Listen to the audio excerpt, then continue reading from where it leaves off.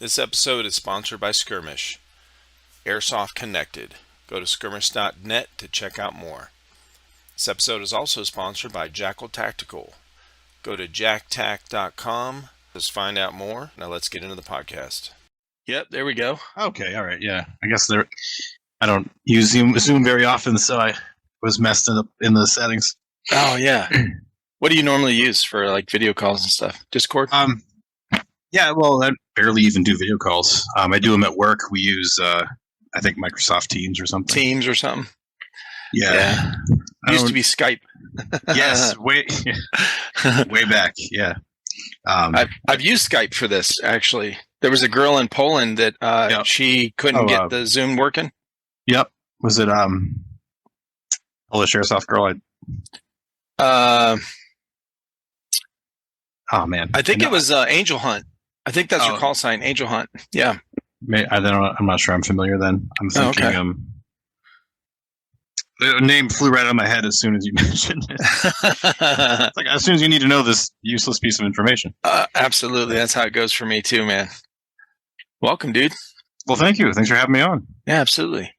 So I heard about you through Maddie Mo. Yes. So and I noticed you had Peanut on a while back too. Peanut, Maddie Mo, a handful of guys up in that area. Yeah, New England's weird, man. Where are you out of? South Carolina. Okay, gotcha.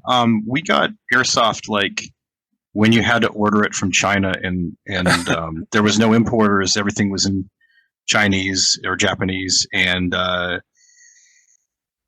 is it? That's crazy. Customs would just seize your $500 plastic gun, and you were fucked. No way. Yeah, they weren't legal. They were never illegal, but they weren't licensed.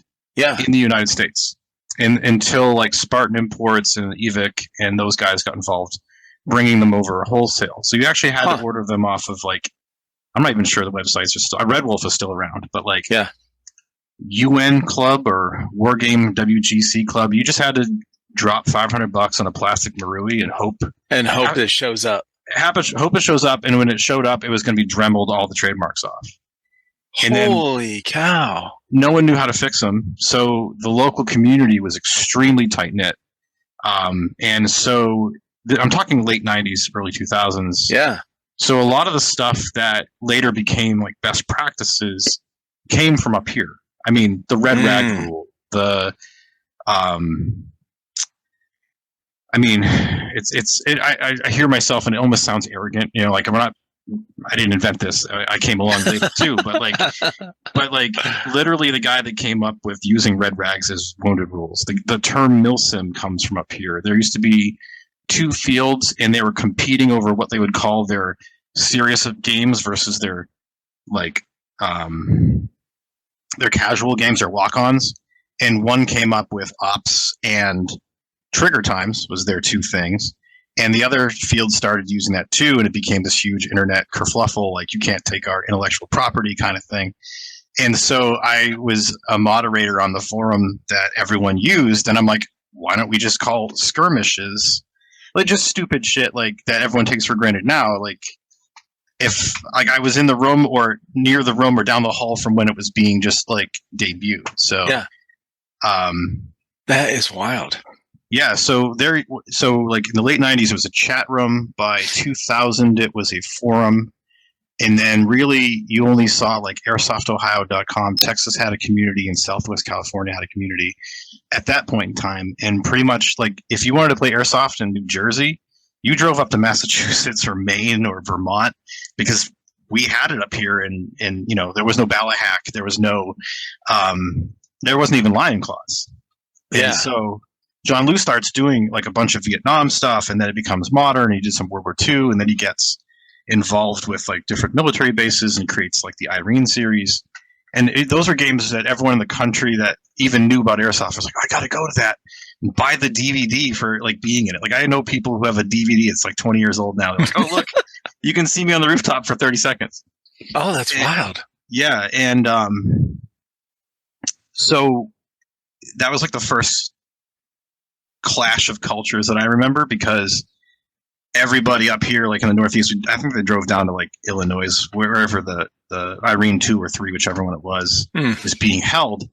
And they like literally rented Winnebagos and drove down like 40 guys. Everyone got awesome. Mohawks that year, like it was D-Day.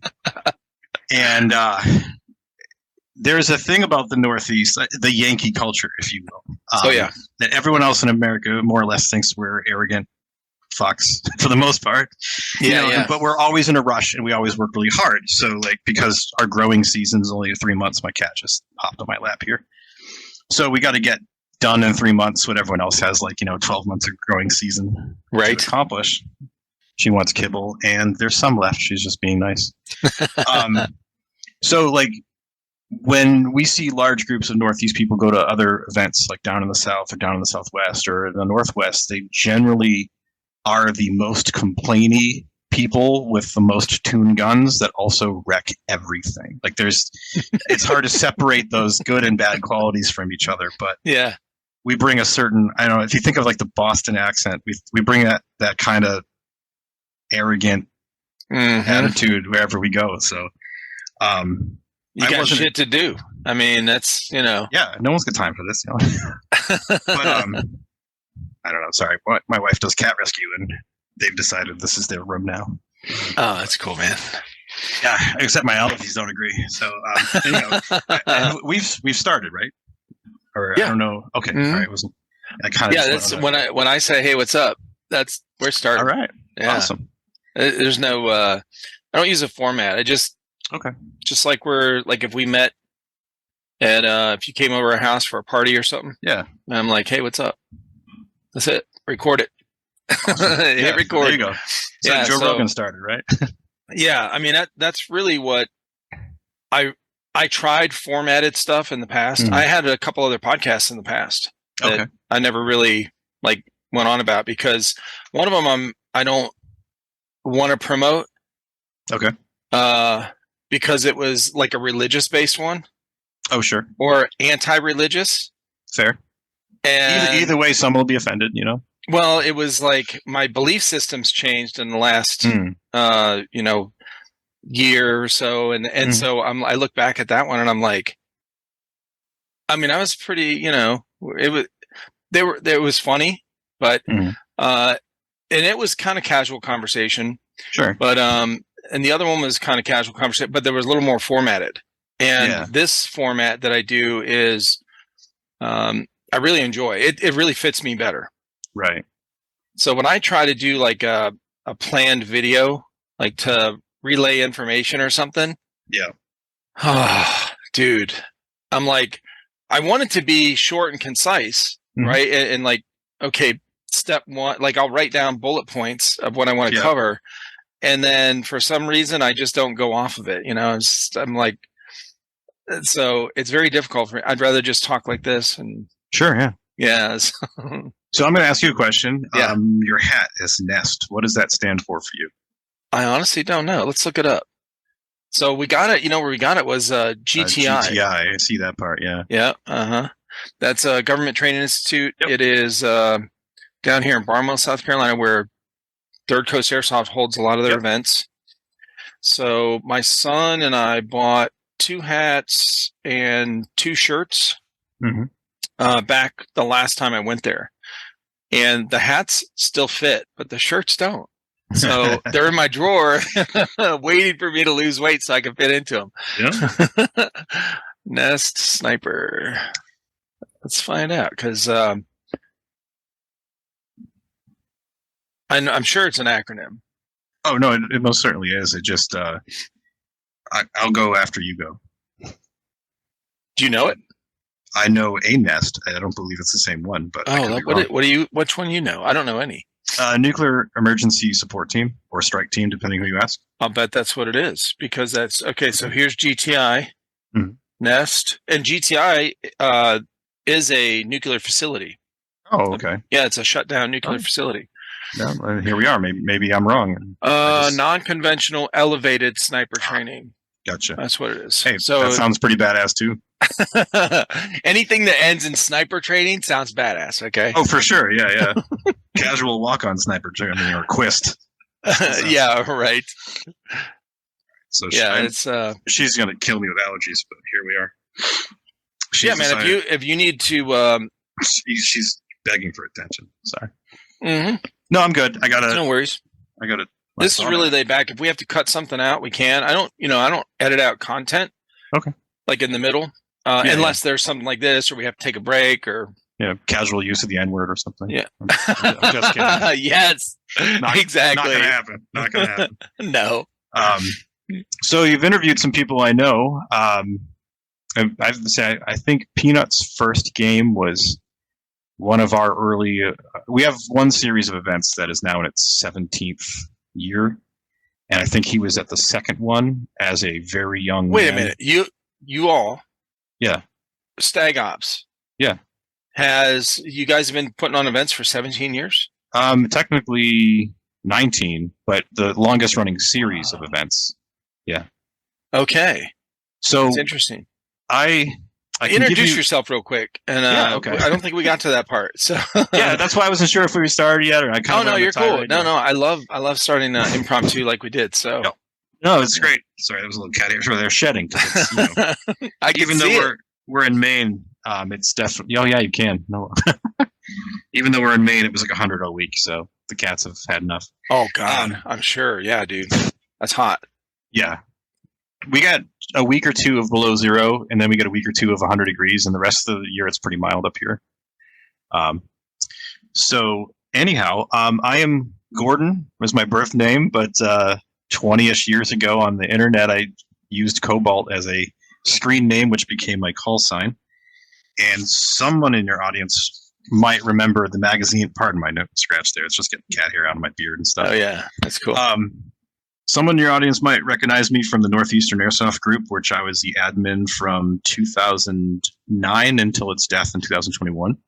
And that is the only proof we ever had at the time until the database was gone that the word milsim was created up here, / a lot of the big names in the world of airsoft now either came from up here or have come up here and been influenced. I can think of one that's heavily branded from being from the other coast, but they actually cut their teeth up in Connecticut up here many moons ago. So the Northeastern Airsoft Group was founded before I was involved. Like I said, it was a chat room in the late 90s, and it was a bunch of guys who had been deployed to Germany, Japan, Korea, saw airsoft happening out there, and imported it directly with customs trying to steal them along the way. The guy that came up with the red rag rule, he's an NSA guy. There are 3 guys in 5th group who started it. There was 2 Massachusetts State Police response team guys, 1 or 2 FBI dudes, and then 2 guys who are either JSOC or JSOC adjacent, and that's all they're gonna ever know. You know what I'm saying?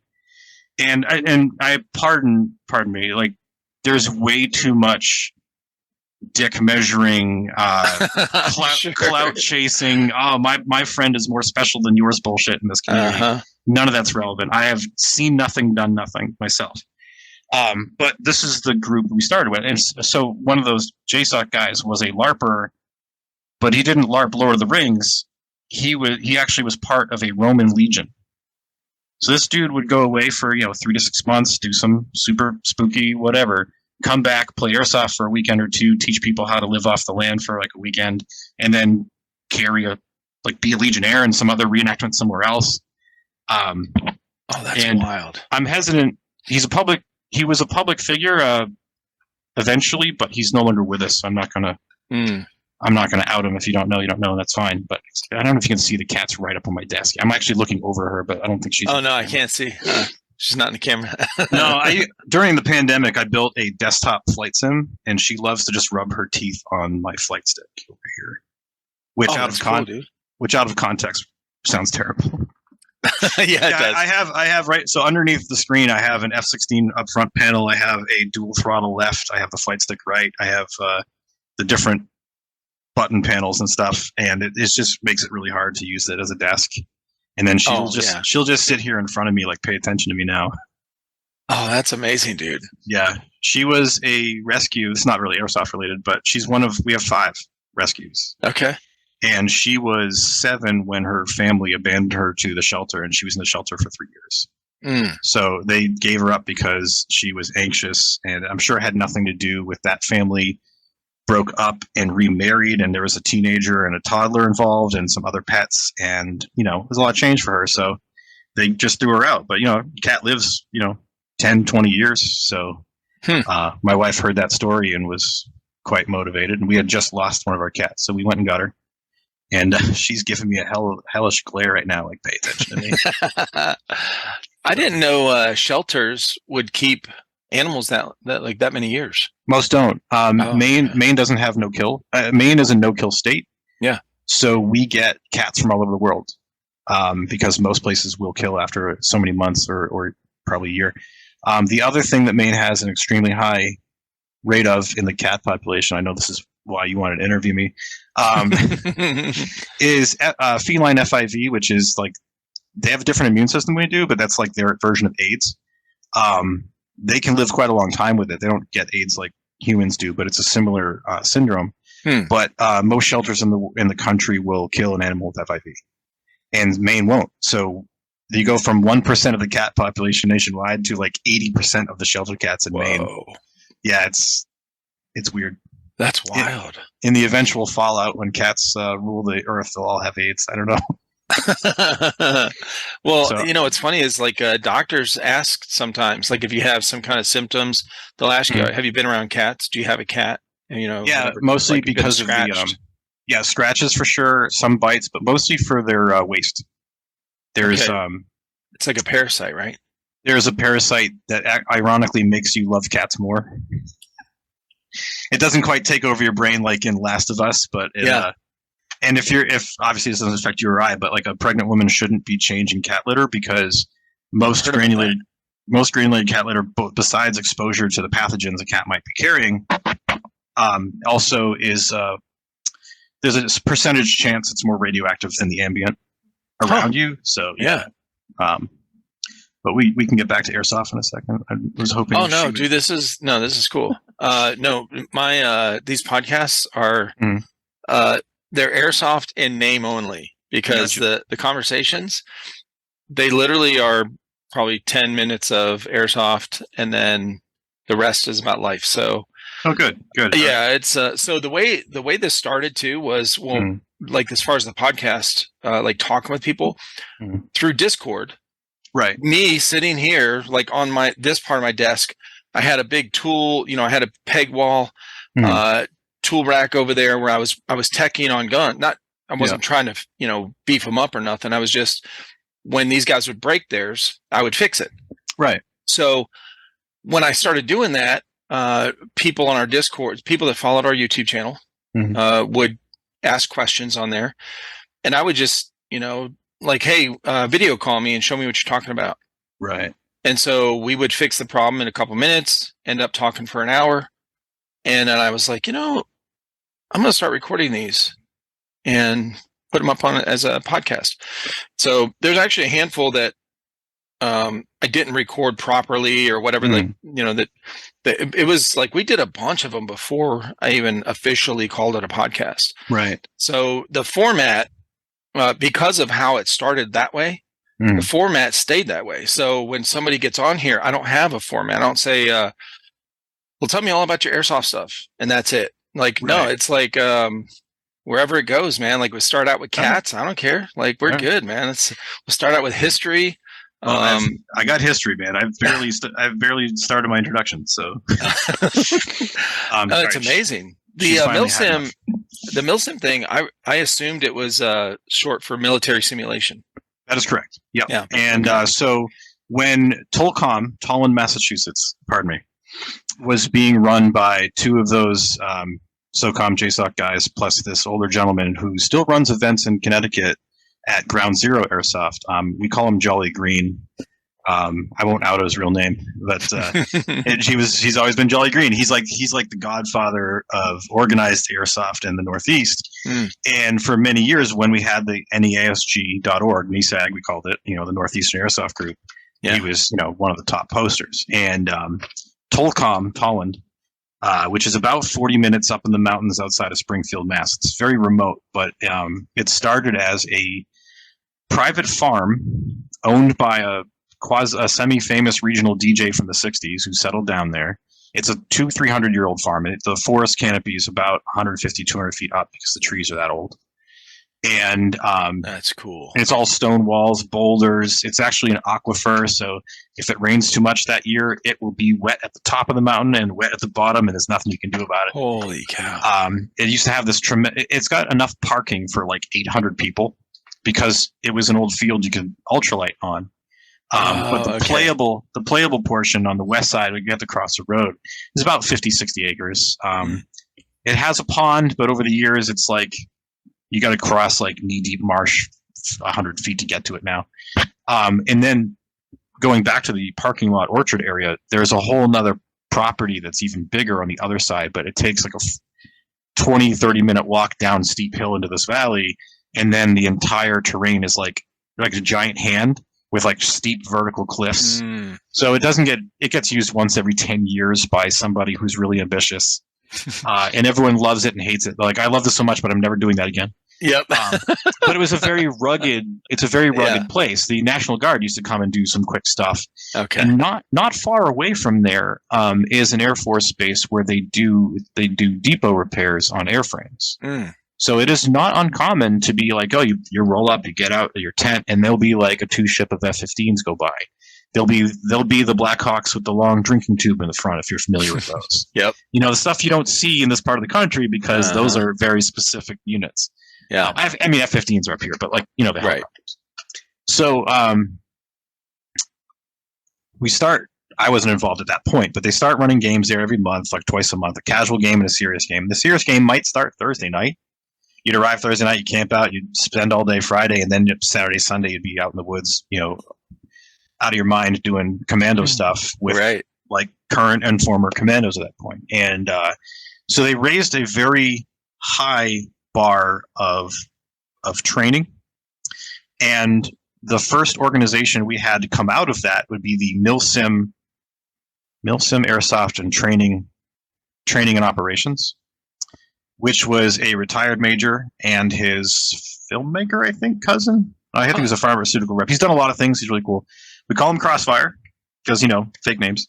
And MSATO is the organization, and MSATO was I don't get spanked for saying this, like the John Liu of the Northeast. So they were doing stuff. They do stuff in factories. They do stuff in that nuclear power plant, jails, state hospitals, malls, anywhere that he can get a hospital. Yes, lots of hospitals. Anywhere he can get an industrial property that's decayed. You got like basically 3 to 4 weeks warning. Like once he gets it, it's a one-time only thing. And he's been doing that forever. And his cousin was Major John Bucarelli, who years later would break off his own company and do Black Sheep Milsim.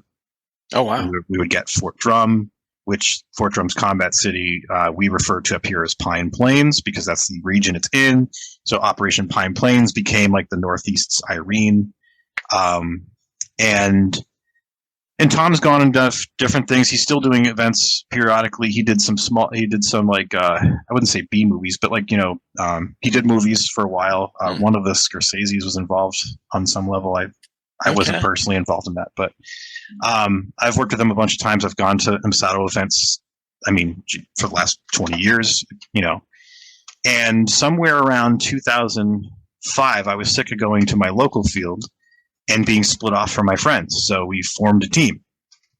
The team is called Irregular Operations, or IROPS, because at the time, one of my friends was working in the airlines, and an IROP is when, you know, everything's all fucked up, basically. Yeah. And I came up with this patch, which was a hyper-caffeinated squirrel with a green beret and a, you know, little acorn flash. In 2005. Yeah. In 2006, I was contacted by a member of a... Do you remember the Sunni awakening during the surge in the Iraq War? Yes. Okay, so this is one of those... I don't mean this as a sort of like a dick measuring contest, you know, kind of clout chasing bullshit, but the patch, because there was only like 5 companies in America that would make patches back then.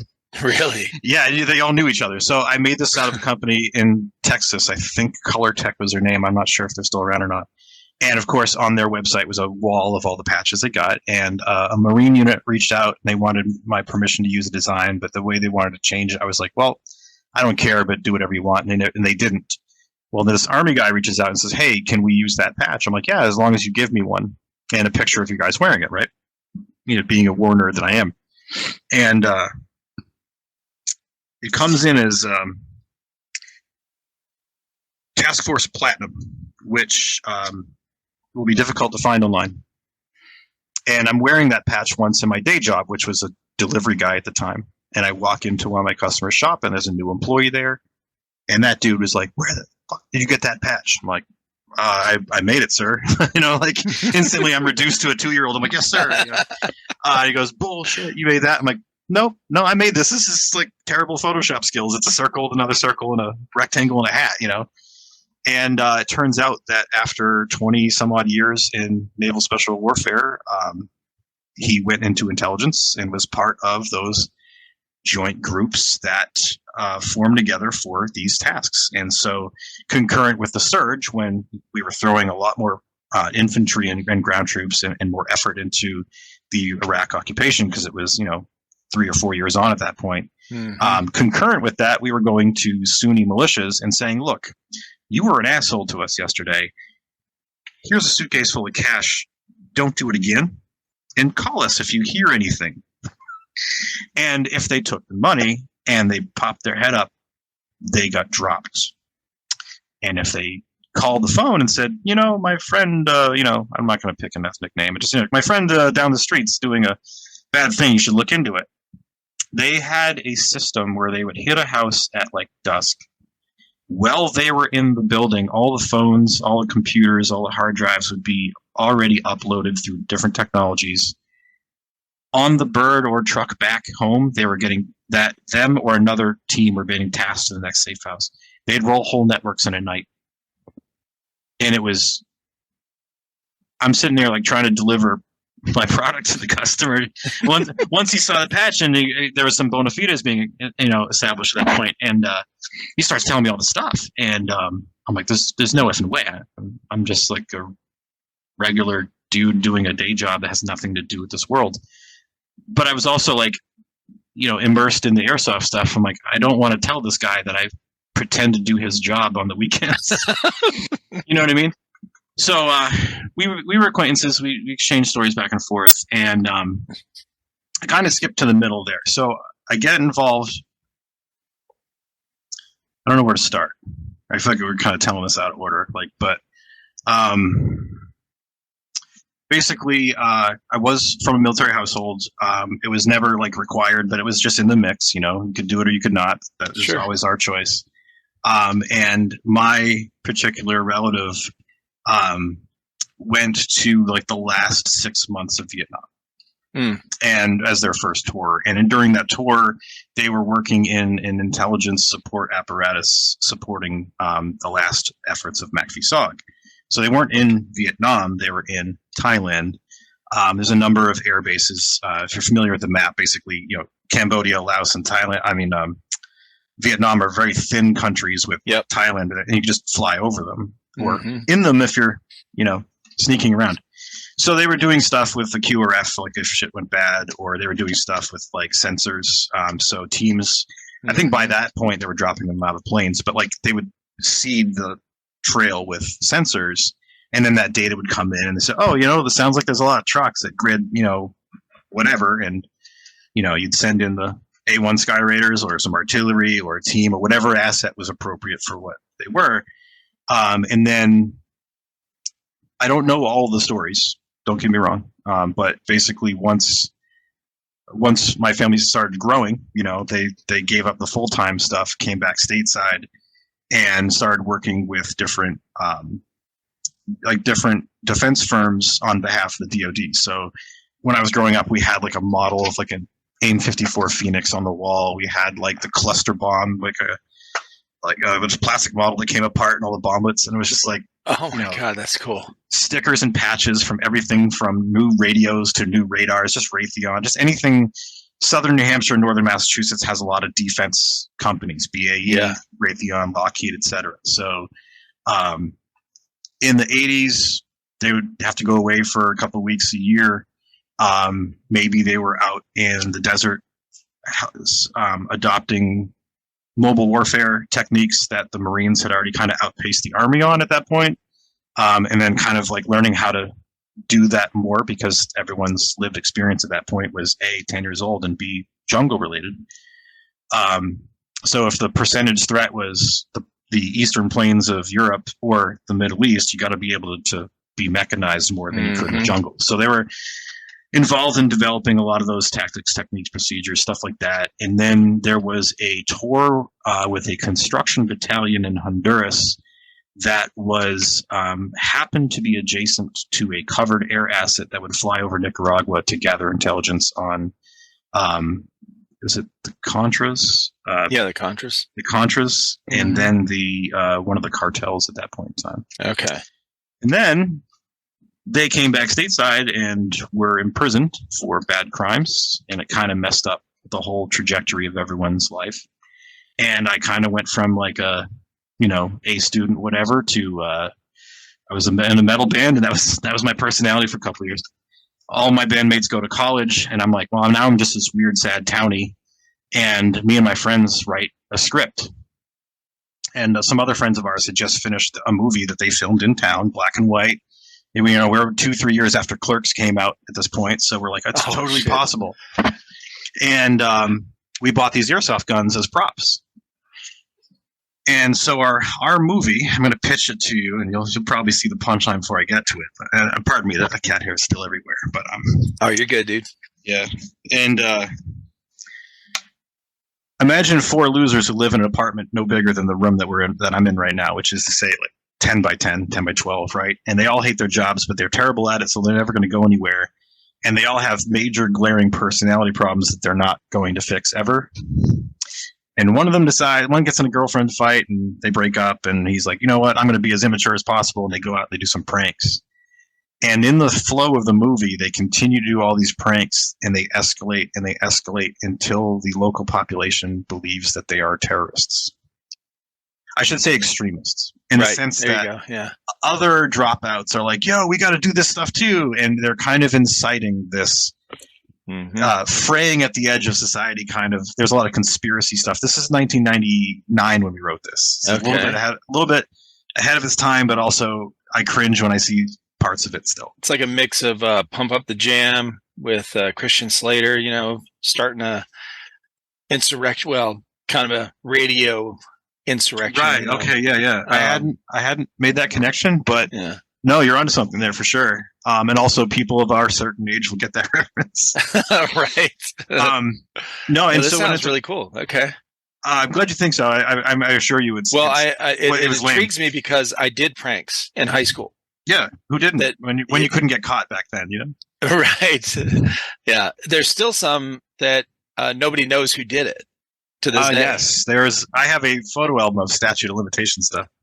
I'll be very clear about that. All pranks, nothing serial killer. But so we got these airsoft guns, and I grew up with BB guns and rifles and real guns, and like these things weren't accurate. Like I could shoot a can from a mile away, but these things you can't hit a can point blank. And and I'm like, sure. It's a metal BB. You wouldn't shoot a person with that, but this thing it hurts. It's like a bee sting. I don't understand these things, but they look good on camera. So we have filmed all of the interior shots of the movie, all the dialogue. It's taken us about a year. It's now the summer of 2001. And we had gotten in trouble with the police doing one external shot that involved a SWAT team. Real and simulated. Our SWAT team got surrounded by an actual SWAT team. Shit.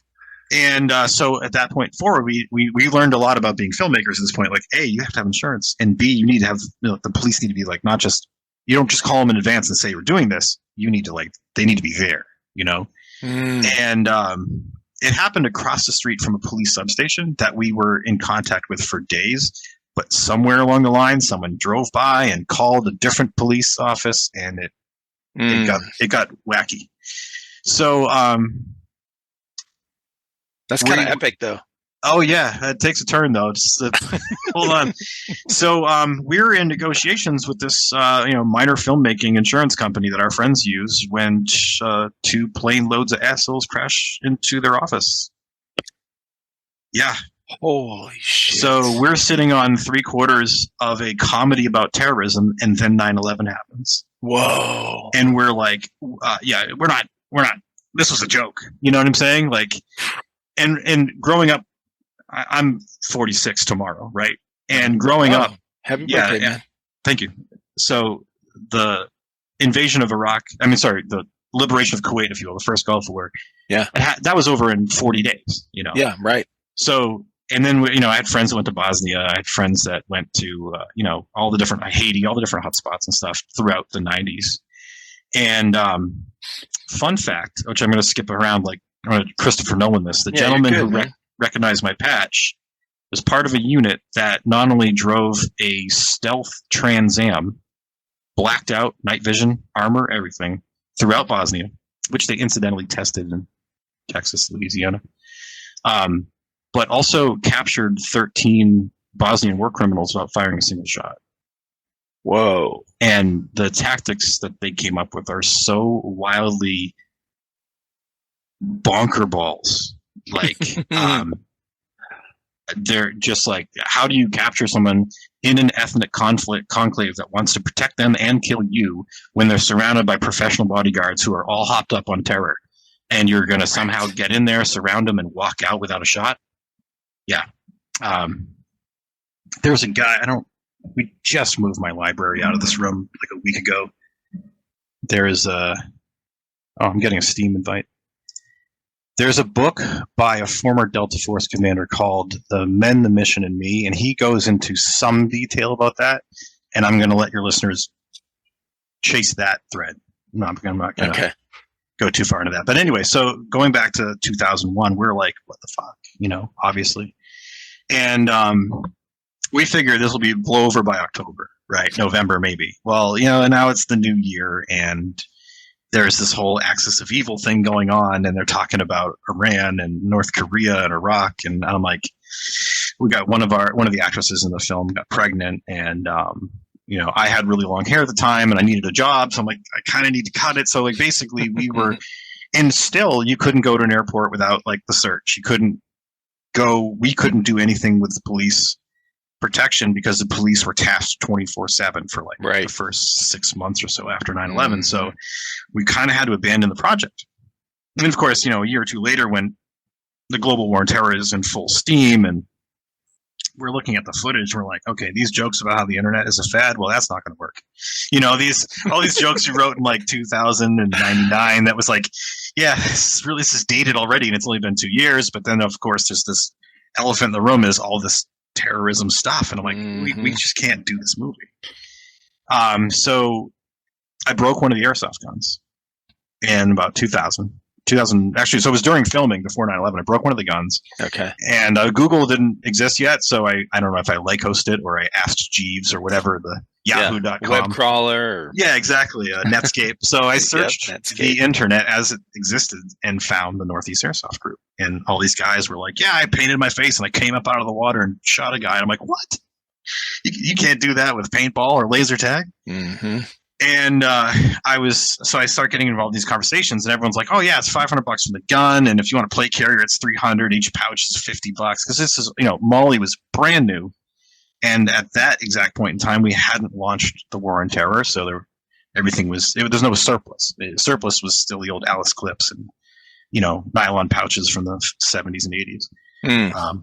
So like, I don't know, I just kind of put it in the back burner. I was in these chat groups because there was interesting people, and I knew some of them, and I didn't realize they were in it. And I was like, aspirationally, I want to get involved. And these guys were like, hey, we got this container factory. Like, they built a city out of it and played one night. Or this guy had a storage facility in Lynn, Mass. And we called it the Lynn Mout. Because it was like, once everyone went home and the gates were shut, we could fight in the alleys between the storage containers and buildings and stuff.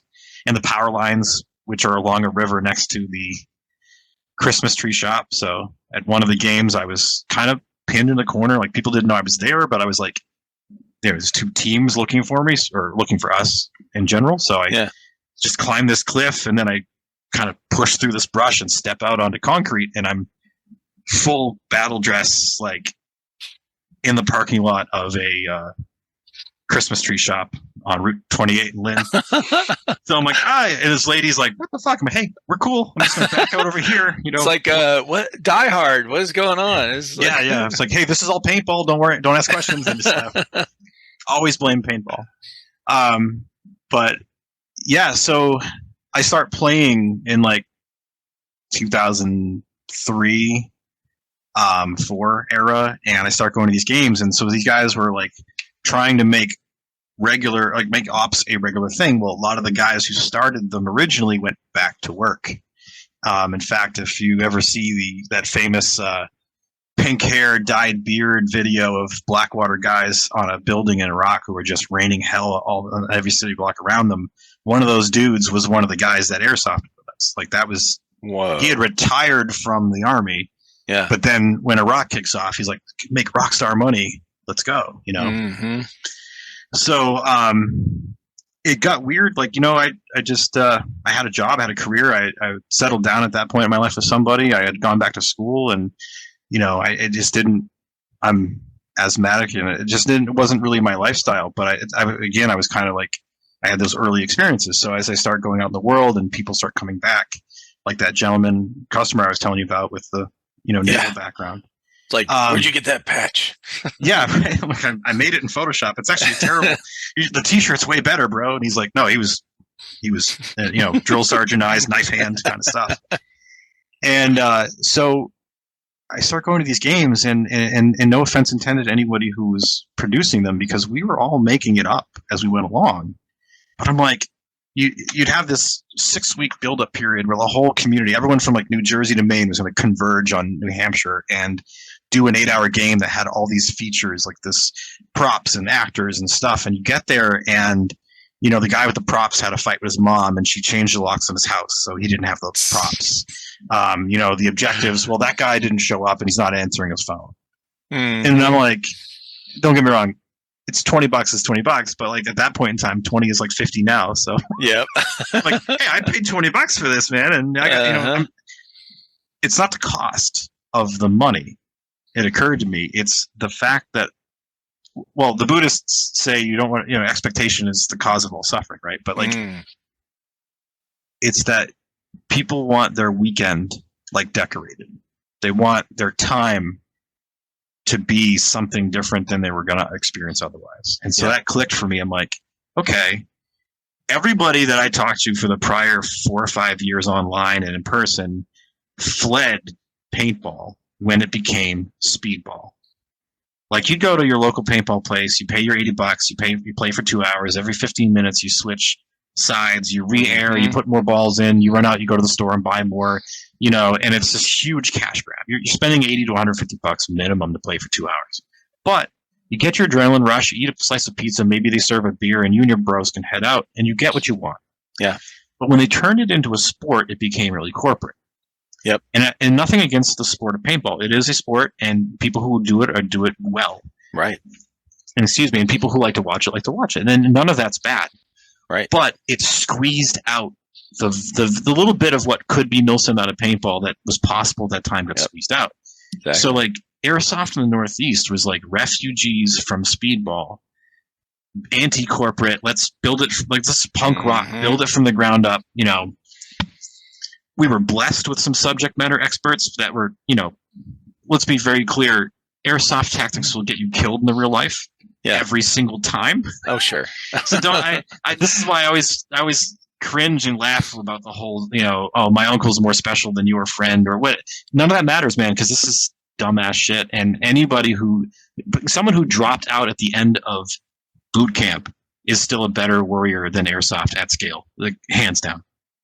So, and people, we like to enjoy like these Hollywood like scenes, the feeling of being behind enemy lines, and like, you know, there is some tactics to it, but they're all CQB tactics, even in the woods at the ranges we play. And we're not like waiting in somewhere for 4 hours to see a glint in a bush before we move up over the next ridgeline. We're, you know, I got 15 minutes, I'm gonna go play, you know. So like I'm sitting there. Oh, Jesus. These gaming chairs have those like rotating. Oh yeah, fans. dude, I know. So I'm sitting there. Well, I started out in one of those gaming chairs like that. I did the same thing. Yeah. numerous times. Yep. Oh, during the pandemic, they were blowing these out for like $40. Yep. You know? But like I'm sitting there as essentially a frustrated customer in a very new market that nobody really knows what they're doing. Even the subject matter experts, you have to break your knowledge of the real tactics, the real world, down to scale and forget, like, hey, we don't have armored vehicles very often. We're not going to have air cover. We don't have, intelligence networks who are hacking into the enemy's communications. We all speak English. We're all using M4s for the most part. Like, there are parts where the simulation breaks down and there's gaps, right? But I'm like, we can do stuff with this. We can tell a story. We can isolate and like try to get the feeling, right? And this goes back to my music thing. This goes back to my movie thing. It's like, what are you trying to accomplish as a storyteller or an event producer? Is you're trying to gather people together. Obviously, money exchanges hands because we have to pay for things, etc. And our time is all valuable, but the player's time is valuable.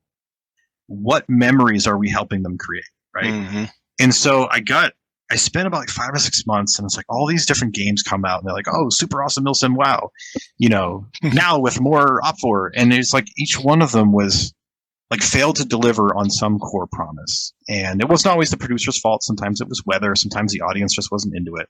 Mm-hmm. But I'm sitting there and just like watching and learning, and I'm like, "What if we did the things we said we're going to do, and then some more?" What if, games break down an hour in after so many people in this team die and this people die. What if everyone had to work together in a squad like they do in real life? Like, even when you die, you can't leave your people and you can't be left behind. Mm. Okay, so what if, all right, okay, yeah, you go to an airsoft game and we have role players. Okay, what are the role players doing? They're going, Durka, Durka, Durka, and they're just trying to pull your hair and otherwise distract you. And maybe if they're doing something that has real training value, one or two of them might be trying to encircle you or create, like, they're trying to F with your situational awareness. And that has some value, but it almost always deteriorates into a Borat impression. Somebody's sister's for sale. Someone banged an animal. You can't put this stuff on YouTube because it's ethnically just on PC. You're going to get so many people like, hey, I'm from that country, jackass. You know what I mean? And so, like, we don't fuck animals over here. What are you talking about? Right. That's the guys on the other side of the river. So I put together this dream op. And my local field at the time was the Rockingham Paintball Club, or RPC. Had gone full airsoft in like 2000. And they're one of the two original airsoft fields in New England. I think they're the longest continuous. They've never stopped running games, and it's 2001 to modern day. Whereas like Tolcom, the town shut them down in 2013. We reopened it in 2020, not knowing that COVID was about to happen. Yeah. And on a special event only basis, there's no walk-ons, so there's not a lot of familiarity with it. And it's we help build stuff there, but it's not a field, it's not a business. It's just a place we can airsoft. In fact, it used to have several crashed airframes. It had a bunch of cabins. People would, bring their own cabins down there because that whole community of staying there the whole weekend and stuff. And so multiple airsoft teams had cabins in the orchard and wood section. Like, you just go down and, I'm just going to go to my other house this weekend and go to Fake War, But a lot of the buildings and aircraft and other large scale props were actually trucked over to Ground Zero in Connecticut. And they have since done an awesome job building even more stuff than that. But Tolcom is essentially a bunch of boulders in the woods at the moment, with some structures in it. Yeah. As a result, but like, I put this dream op together, and it was it was Operation Tandoori Furnace, and it was a simulation of managing the conflict between India and Pakistan. And every 2 hours there was 3 concurrent missions at all times, and every 2 hours we flipped to the next, and it started in November at like 5 p.m. Yeah. So it was pitch black till 11. Ooh. I mean, it was pitch black after 11, but we went 5 to 11, 0 night vision. No one had night vision back then, or at least no one admitted it. Yeah. And it was really expensive, and it was really old usually. Yeah. So I know I had it as an event runner guy. I had bought some for myself, like cheap Russian Gen 1 stuff, but in the land of the blind, the guy with one eye is king. So absolutely. But and then it was all day, 8 to 5 the second day. And this is November, which in the Northeast is winter. No snow yet, but it's cold. The ground's frozen. Everyone's miserable. And the internet went absolutely bonkers for it. Like, people just were like, oh my effing God, this is amazing. And I'm like, well, I'm proud of it, but like, I just kind of did what I said I was going to do. So yeah. I'm starting to learn. And that field, there was some turmoil for a while, and they had guest producers come in every couple of days, or just players run a game for them because they had a lot going on. And so me and a couple other guys would rotate every month. We'd do a different chapter in some casual walk-on game. But it gave me more experience, and I get to see how dynamics of people work together or don't work. Mm-hmm. That got me to meet a lot of people. Then I became like a admin on NESAG, and within a year or two, people started calling me the guru, in part because I was also working with the homeless as a mentor for youth 18 to 21. So I had this apparently guru/dad energy that people glommed onto. So they started calling me the airsoft guru or whatever for a while. And I kind of resisted it for like 5 years. Yeah. And finally I'm like, I'm not going to go full influencer BS on this shit, but right. When people chant it, I think I can own it, right? So I created a Facebook so I could separate my dating life from my airsoft life. And a lot of people went apeshit, like, you can't call yourself that. Like, what are you doing? I'm like, oh my God. Like, so. Like, dude, do you even know? I didn't come up with this myself, okay? Once it's just like any other in-joke. Once you're one step removed, you don't know. And that's true. I can totally be an arrogant prick. So, some people put two and two, arrogant prick, call himself a guru. Yeah. Must be some jackass. So I Tandoori Furnace, I took a year or two off because I was finishing college and working with the homeless and have a daytime job. I was kind of busy. And I just got a hair across my ass. It's like, I got this idea. What if, not Operation Red Wings, what if sequences from Operation Anaconda were airsoft? If you're not familiar, it was October 2001. The CIA and Fifth Group were working with an Afghan force that they had trained up, and they had kind of cornered the Taliban in the Shahikot Valley. And there was a battle plan, essentially, basic anvil and hammer stuff. Your JSOC guys were already in the mountains several days, camping out, like with suppressed four-wheelers and dirt bikes, and like they hiked up there. They didn't just helicopter drop. So the Taliban had no idea they were there. They're radioing everything. They're gridding everything for JDAMs. They got the soft lambs to the giant laser designators. Yeah, and they're just waiting for the Anvil force to come up. So Fifth Group and the Afghans come in, and basically there's a bunch of different accounts of this. Not a Good Day to Die is one. Sean Naylor's Relentless Strike, which I highly recommend in general. That's like the oral history of JSOC and SOCOM. And then that Mission Men and Me book I was telling you about, the Delta Force commander, all touch on their perspectives of that. Okay. But at some point, the recon teams are no longer, their information about enemy locations no longer making it to decision makers. New units that weren't originally in the plan are now getting involved, and they're airdropping on top of mountaintops that are occupied with anti-aircraft guns. So predictably, we lose a Chinook. The next one comes in. That one gets peppered and leaves. At some point, an Air Force combat controller, like, they land and the Rangers are running out, and they're running. It's like D-Day. They're running right into a machine gun nest. The Chinook takes off with everyone that can get back on it, but they left like an Air Force guy and some SEALs behind. And unfortunately, in the chaos, they get split up. And depending on the accounts, the Air Force guy either charged the machine gun nest and took it, but wasn't rescued in time before a counterattack force came in, or another accounts didn't make it. I'm not really equipped at all to delve into that.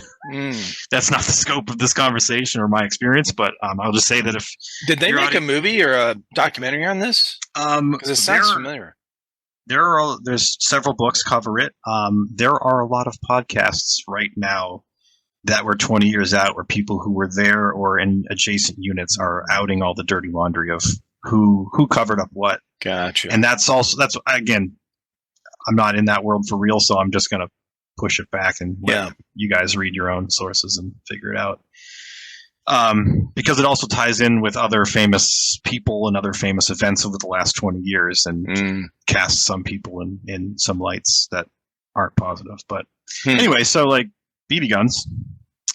I'm like, what if the players think they're going on one mission, right? Experience a helicopter crash and are completely unprepared for the next 2 days of mountaintop warfare in, again, November. Mm-hmm. I have a thing about the dark in winter. Okay. I will always have night. I've always had night stuff in my games going back to 2006. If you don't have night vision, adapt. You know what I mean?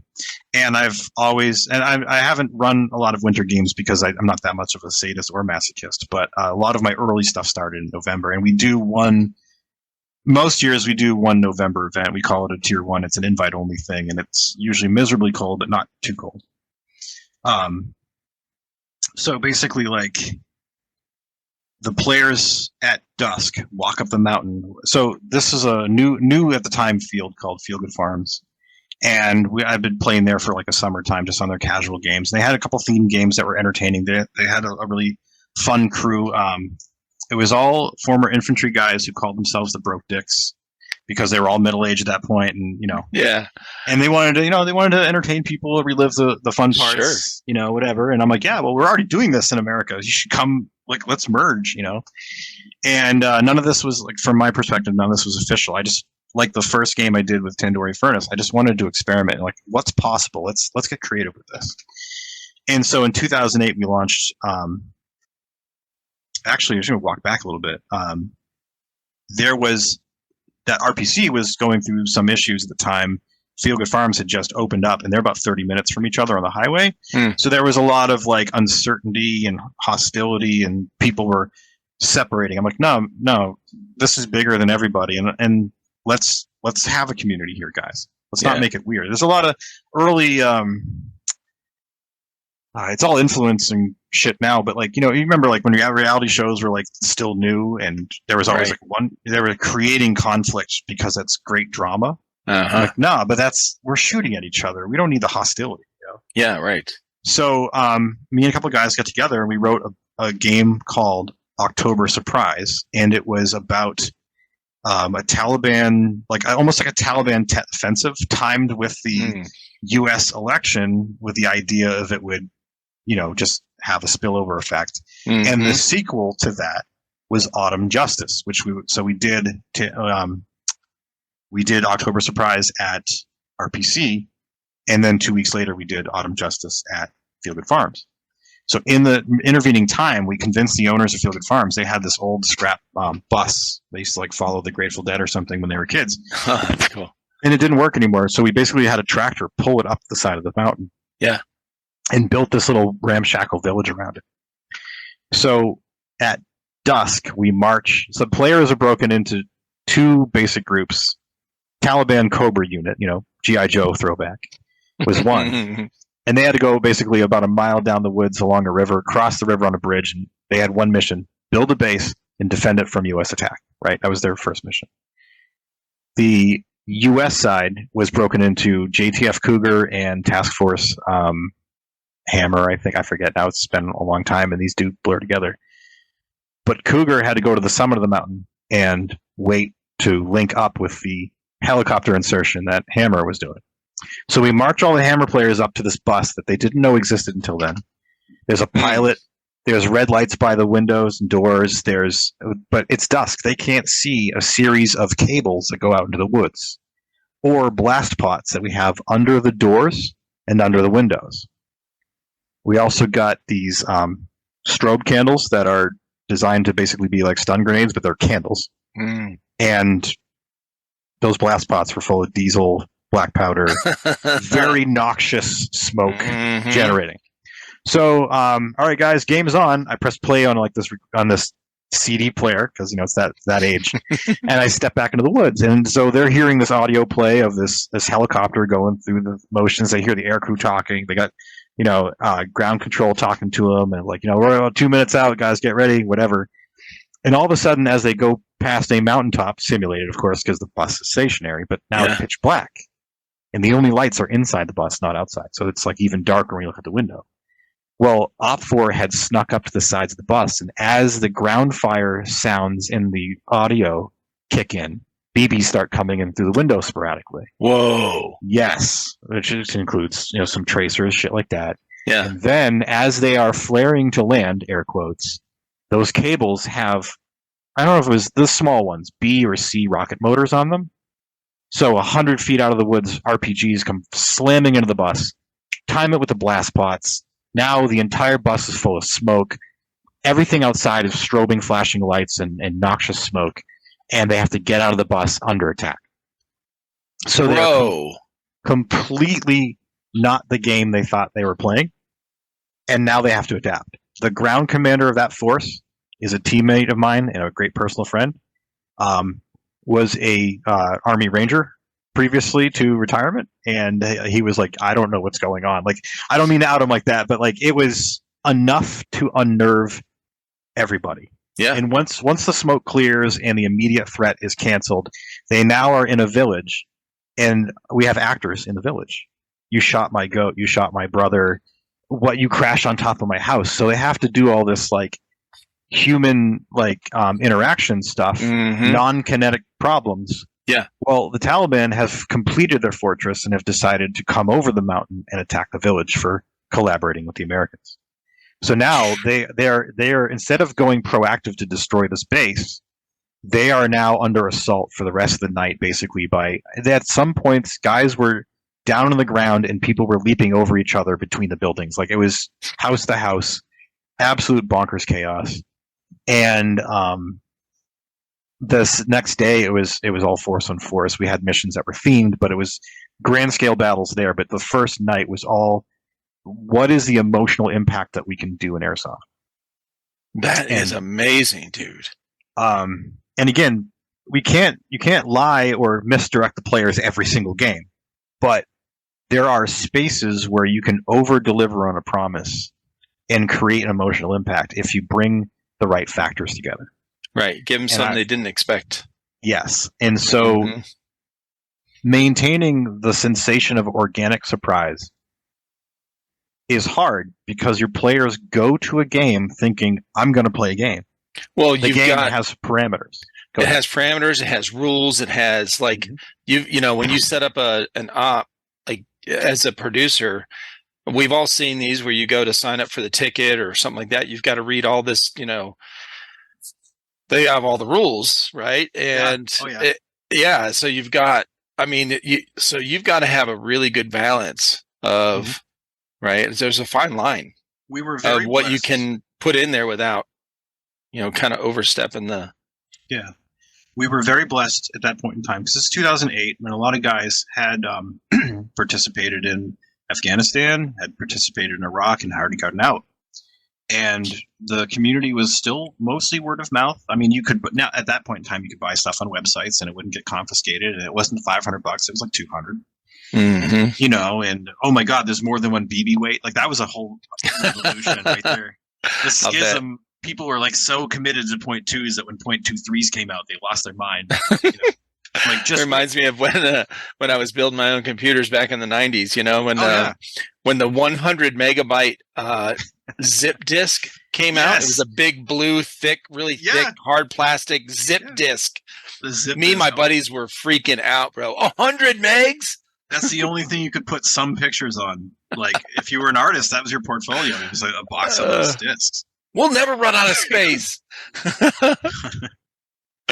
Man. So Autumn Justice got a big pop too. Like people were just publicly like, hey, we regret not going to that.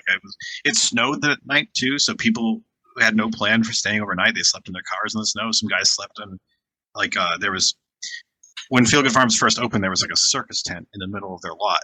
And so under that had a bunch of chairs and wickers. And people were sleeping with their guns and batteries in the sleeping bag, and but it was like, it was crazy, man. That was really my second op, like game that had a theme that I spent a lot of time and energy on. And even at that point, we had actually attracted a bunch of people from New York City, many of whom would later become like Russians. So they showed up in Russian gear. Some guys showed up in full like Afghan clothing. Like Mm. in 2008, some of them were Pakistani. So it was like there was a level going on. Like, I didn't bring this, but this actually works. This is great. And our early acting stuff was still kind of Borat-y for sure. But in fact, it's funny. Like the village elder that they encounter on the fire that kind of coordinated all the human efforts and chastised them for crashing the house was a goat herd we called Pasha Oobs. Pasha means like elder or father. Oobs it's an acronym. I forget what it stands for, but it's one of the guys on our team. We just call him that, right? It's been 20 years. You can't undo it. And Pasha Oobs at that point in time in real life was 18 years old, but he's like a 60-year-old Afghan man. So that all shakes out, and Pasha Oobs was now locally known as the hero that stood up to the bad Taliban. So we went on and was like, wait, we can work with this. There's a loose end here that we can pick up. Let's do another game. So we did another game in the spring, and it was called Spring Offensive. So Spring Offensive 1 was 2009. Autumn Justice 1 was 2008. And COVID, we had to delay Spring Offensive to the fall. And a lot of members of the audience refer to Spring Offensive and Autumn Justice, the series, as seasonal violence, because at times these things may blend together after a decade and a half. But we called that one Seasonal Violence Quarantine Edition because it was October Surprise, Spring Offensive, and Autumn Justice all rolled into a 2-day extravaganza of nonsense. And wow, I don't know. I feel like I've just been rambling, but no, dude, this is not rambling. This is like, I'm enthralled. You're a great storyteller. Well, thank you. Yeah, absolutely. That's amazing. So I mean, so you're definitely your events. I mean, this scene that you set up for this, where these guys are in the bus, all this shit's going on. The smoke, the rockets hitting the gunfire, like the audio that you had going on a CD player. I mean, that is amazing, dude. So these guys had to have like some really good feedback. Like, dude, that was amazing. Like, yeah, we didn't know what the hell was going on. Well, it definitely set a bar, and we had to keep improving on it. And it depends who you ask. We don't always land the plane, excuse me, but like in that transition from October Surprise to Autumn Justice and then Autumn Justice to Spring Offensive, we kind of started to get a feel for like the core things that make our events. And so at the time, the team, IROPS, were the only people that I trusted to do this. And a lot of the issues we had at other people's games, and this is not, I don't mean to slight anybody, was that anyone who's a producer is usually an airsoft player, and which means they usually have a team. Yeah. And so they become the home team. And maybe the home team gets intel, the players don't. Right. Maybe the home team gets buffs, the players don't. Yep. But when you're a player and you pay your $20 or $50, or it depends on the event, it could be $100 to $200 now, and you want to spend your weekend, that's time away from your wife or your kids or your family or your job, and you're in travel, and you're doing this. You're committed to this experience. Pardon me. You're going to have some expectation. Well, the last thing you want to do is have somebody win through the storytelling version is Deus Ex Machina, or plot armor, hero armor, modern terms for them. But like having certain teams win just because they're the good guys, it's predetermined. Well, that sucks if you're on the bad guy team. And that's an interesting story, like in the way that Star Wars is entertaining, but Star Wars is not. I don't want to pick on Star Wars, but like, just be honest with yourself and look at the dialogue. You know what I mean? This is not.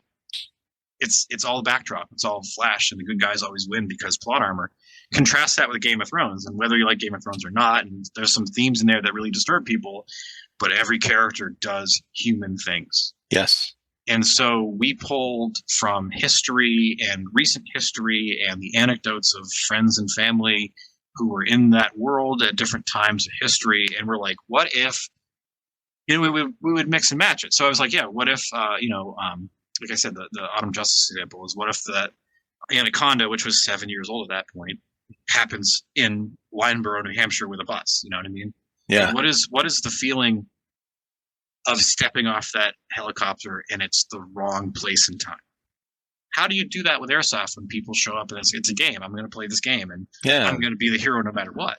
Yeah. Like everyone kind of walks in with these basic, I'm going to do some hero shit for a weekend, high five and go home.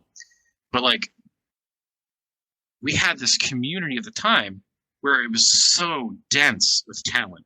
Like everybody, you'd have 100 people every week for a walk-on casual game. And of the 50 and 50 teams, you'd have 30 on here that were either former military or took multiple training courses or law enforcement, right? And you'd have 30, 35 of the same level of talent here. So the community could absorb that extra 20% of new players. And in 3 to 5 games, those guys were on the level of everyone else. So as the sport kept growing, as long as it grew slower than the audience already existed, then you could integrate people. But by like 2010, 11, it was skyrocketing. Because now, if you look at the big picture, 2010, you start, I think AMS started around that time. I'm not sure. We didn't hear a lot about them, but you had Emsato, of course, had been around for like 10 years. John Liu was doing stuff for years. And you just had, it was out there in the world, and it was now legal to import these things and not have them confiscated.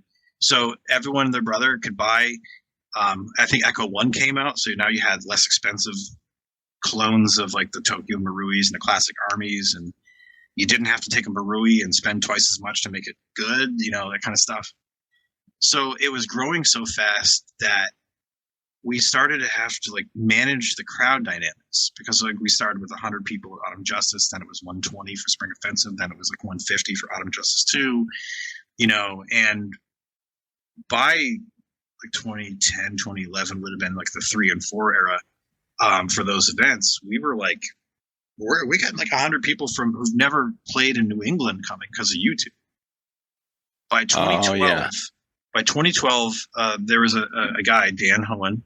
He's a filmmaker now. He works in advertising and marketing stuff, but his master's is in fine art, is cinematography.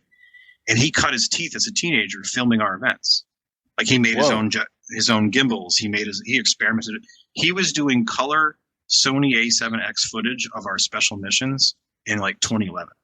That's wild, bro. Like, you think of all those pictures you see now on Instagram where you can see the Milky Way and the green glow or the blue glow on some guy's silhouette. Yeah, we were doing that stuff with BB guns 12, 13 years ago. And man. And those YouTube videos were getting like 100,000 hits. There's comments in Russian. Like, we don't know what the fuck's going on. I'm doing 2 to 4 events a year as a hobby between jobs. And because I have this weird like voice in my head that tells me these stories, and I want to get them out. I want other people to enjoy them. And like, we're just doing this homegrown backyard thing, and then we're getting 100,000 views on YouTube, right? So we started having to come up with these like dynamic shifts to keep units together. And so we started working with Major Bucarelli, which was Black Sheep Milsim, IROPS and not Green Mountain Rangers because they were players. GM SOG, which was a Vermont team. Okay. Green Mountain State is Vermont. Gotcha. So even though most people associate GMR with New York, New Jersey, the original guys that formed GMR all came from Vermont and upstate New York. Okay. And anyway, there's a lot of long stories there, and I'm not here to gossip or anything like that. Yeah. But the GM SOG and IROPS were the semi-permanent OP4 unit for Major Bucarelli's early Black Sheep Milsim events at the Cove, at Pine Plains, of course. There's a campground called Bobrica in Connecticut that was a big property he had access to. And we would go and we would wear black tops, green pants, and somehow we weren't the green team, and we would just mess with everybody, and we would be the speed bumps on these different fragos. And there were a couple different concepts being played with at the time, and I was already running 400-person events in the woods in New Hampshire. And he's like, I got Fort Drum over here. I got these military bases, and sometimes it's 200, sometimes it's 500. So, like, we worked together to kind of like bring a larger portion of the community of the Northeast into this. And he was getting military bases as far as like Wyoming and Missouri. And so the needs of my organization, the needs of his organization kind of diverted around 2012. But in that time frame, now we're like, okay, squads are a definable thing, but we noticed that when people die in a squad, their squad keeps fighting. And in real life, that's a thing you might have to do. You can always there's CSAR and there's recovery efforts for bodies and stuff, and they're too grim with it. But we don't have just one life in airsoft, so it creates these weird dynamics where the command and control, both factions, will fall apart at some point because teams are no longer cohesive. And there was a philosophical difference between what I was doing and what the major was doing, and his perspective is valid, but I know what works for me. Mm-hmm. And I was like, well, what if you had to stay with your unit when you died? You're not allowed to move when you're wounded. Once you've bled out, you have to get up and walk around within like a 7,500 feet line of sight with your unit, so that unit integrity is preserved, even as the natural churn of airsoft chews down your unit's capabilities. So you start thinking of it in LACE. Okay, I depart the CP. I'm full of calories, I'm full of water, I got ammo, my gun works, and all my dudes are with me, right? So we're at LACE 100%, and we're going to go charge that hill, and like a World War I idiot, I'm running up against a machine gun, and now we have 50% casualties. My LACE is 50. Well, my mission's on the other side of the hill. So from cover, I call a command, I'm like, yeah, we're like LACE 50, and there is no way we're getting up this hill. Can you send help? And command's like, yeah, we got some fresh dudes, just ate some Subway, and they're going to head right up there from the other flank. Right?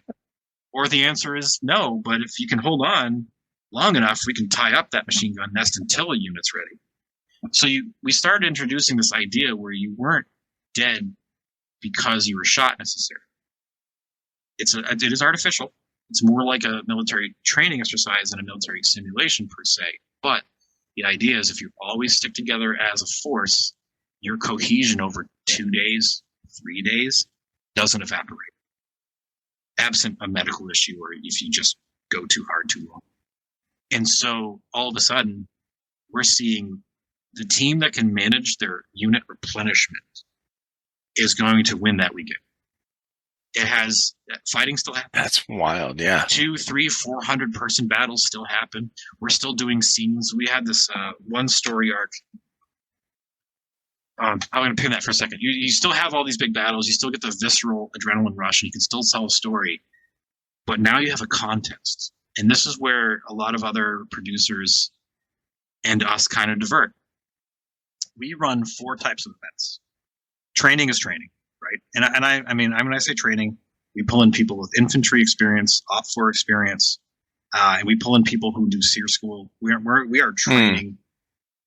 Everything you do in airsoft will get you killed in the real world, but within the space of airsoft, we will fire harden you into a living fake plastic weapon.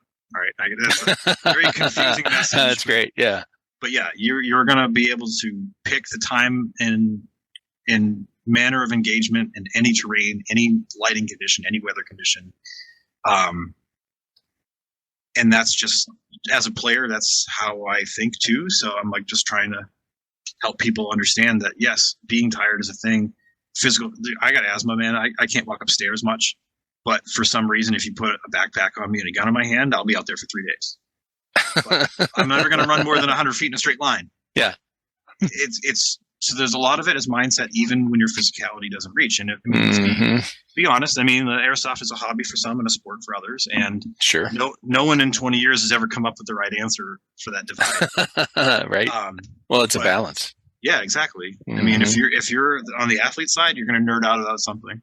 And if you're on the nerd side, well, just breathe harder, I guess. I don't know. 'Cause there's cool stuff. That's what it's going to be. There's cool stuff over the hill. There's cool stuff after dark. You don't want to miss it, you know?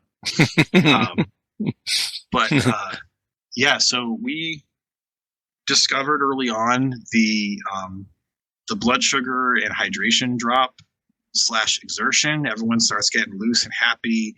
And if you are using real countries, people sometimes get real edgy with their humor, and it makes for like a real stiff editing job for people who are filming it.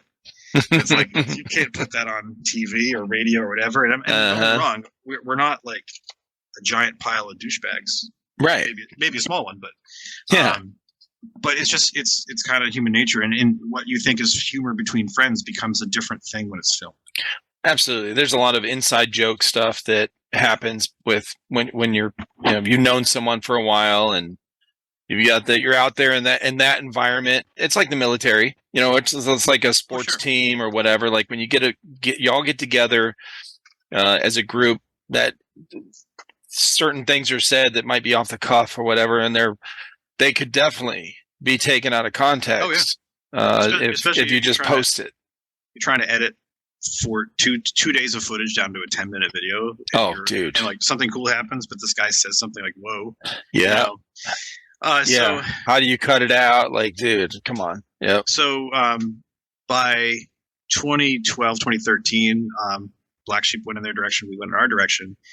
But the team IROPS was no longer large enough to staff the events that we were creating. And plus we all were, I mean, Jesus Christ, I turned 30 in 2008. So like we were all getting to middle age then. Yeah. And so, pardon me. I'm like, well, we had a certain recruitment style that was very specific. It was invite only. There was no hazing.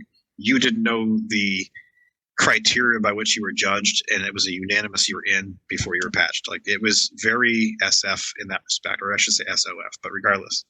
How do you export that to grow large numbers quickly? You really can't. And we didn't want to sacrifice quality, but we did have a lot of friends in other teams that we thought, well, this guy's got the integrity we need, that 36 hours of being awake and exhausted, he's not going to cheat, that kind of stuff. So we created two things. One, strategic tactical adventure gaining operations, Stag Ops, which is my company, and I guess I'm going to lean the other way now, Red Team, which is that's there we go. Yep. Yeah, thank you. And it's acid wash, but there's quite a lot of cat hair on it now too, so it's quite a grading effect. And so Red Team didn't displace anyone's airsoft team, and it's kind of like a volunteer basis. Like you're not a permanent member of Red Team if you don't want to be, but you have to meet this criteria of integrity, teachable proficiency in tactics, small unit and large scale, or at least a willingness to learn, because we do training events, so we need to do that. I also kind of diverted there. So we do training events, right? We do large scale strategic events we call Strat Ops, which is like your Autumn Justice, your Spring Offensive. We do one called Clawhammer. That's now, we just did Clawhammer 6, I think, a few weeks ago. Yeah, it was 6 because it was a diamond. And then the field deployment exercises, which are continuous, and there's no contest. Every single player is in the same unit, and you're up against. So if there's 60 players, our goal is 45 Red Team. Right now, we're about to do Midsummer Nightmare 7, which is in a few weeks, and we have a little bit less than that on the Op 4 side, but we have plans. We're not worried about it yet. The field deployment exercise is you arrive by sterile vehicle at 5 or 6 p.m. on Friday. You get briefed by somebody who is a member of an intelligence support apparatus unit, fictional, of course, dressed like a local with U.S. equipment on, that kind of stuff. You put all of your snivel gear, your sleep gear, your food, your water, everything except for your combat load goes on a truck, and it goes over the mountain, and you're not going to see that until you finish some multi-stage cinematic series of events that might include a boat insertion under moonlight. It might include scaling a cliff or rappelling down a cliff. It might include all kinds of stuff. We use blanks. When we use blanks, they're only blank firing, like purpose-built blank weapons for movies. Mm-hmm. They're only handled by staff, and they work like suppression. Gotcha. So if someone's blanking at you, if you're dead to rights 20 feet away, you should call it. But realistically, all we want you to do is dive to the ground and hide till the blank stops. We use airburst firework effects, including 37 mil launch shells, which are artillery simulations. And so, if it hits you, I'm sorry, but generally they're airbursts. And the idea is if they go overhead, everyone under that sphere has to hit the ground and just kiss the dirt. You cannot move. And that gives our Op 4 the ability to kind of move under that walking barrage. So now we're hitting you with World War I tactics. We're hitting you with World War II tactics and stuff. So the Midsummer Nightmare stuff, because there's no contest. Well, the Strat Ops are contests. So there's 4 or 5 different missions every few hours at all times. You have to defend stuff. You have to take stuff. You have to hoard items. Those are all scored periodically with a number. that reduces down to this team won by this factor or that factor. And there's a whole spreadsheet. If you like spreadsheets, you'll love the way we do it because we measure a lot of factors. But at the end of the weekend, we do it two ways. Either your team won 50 points, the other team won 100. Sorry, try again. Or what we've been doing the last couple of games, because they've been three-player factions plus a fourth or fifth role-player faction. What we've been doing with that is every 2 hours you start with 100%, but if you don't do all the goals, so that way we're trying to help people improve. We're trying to help people like keep churning that strong backbone of tactics and culture that the influencer culture / stream social media has kind of displaced. Yeah. I probably am the old man shaking my fist at a cloud, but I know what's possible and I know what we've done, and I'd love to integrate it with the new stuff, but people would help each other out a lot more than they do now. Now everyone's an enemy, Right. So we're trying to just keep people involved before, during, and after the event. Hey, man, remember that time we took that hill? That's a great memory. Remember that time we didn't take the hill, but we watched the objective just sail away? Man, if only we did this differently the next time. If we only had watched that flank. We're trying to reinforce through incentives the strategic and tactical nature of it. Yeah. And then the fourth type of event we call either TAC Ops or Tier 1, which are invite only. And they're invite only not because we're snobs, not totally, but the idea is we will take five or 6 man teams. We will divide a property up into 5 or 6 lanes, and each team does every single lane once. And then we'll have the same number of Op4 cells, and they will counter rotate. So everybody is fresh on a scene, having this corner is the magic corner advantage. And once you've participated in all of those scenes, your unit has gone through a 8-hour exercise that condenses a counter network operation. So if you think of the first 3 seasons or first 2 or 3 seasons of Narcos, where they're going after Pablo Escobar. Yep. Okay, condense that into 6 missions. Yeah. Wow. And so you're having shoot missions, you're having direct action, but you're also having intelligence gathering, you're having disinformation operations. You're doing a lot of this unconventional stuff in miniature against an Op4 that in some scenes might be Op4, in other scenes they may be villagers. There's some non-kinetic problem solving that you have to do. Mm-hmm. And airsofters are hilariously bad at that because it's a gun game and guns should solve everything, and they don't. Yeah. They're like, I can't shoot you? No, you can. There's just consequences. So. Okay. And then at the end, once all the teams have done the rotation, we tally up a rough estimate of how the story ended, because some alternate timelines. So basically at the Tier 1, so everyone does all the missions, and then we level set. All the player cells become one JTF.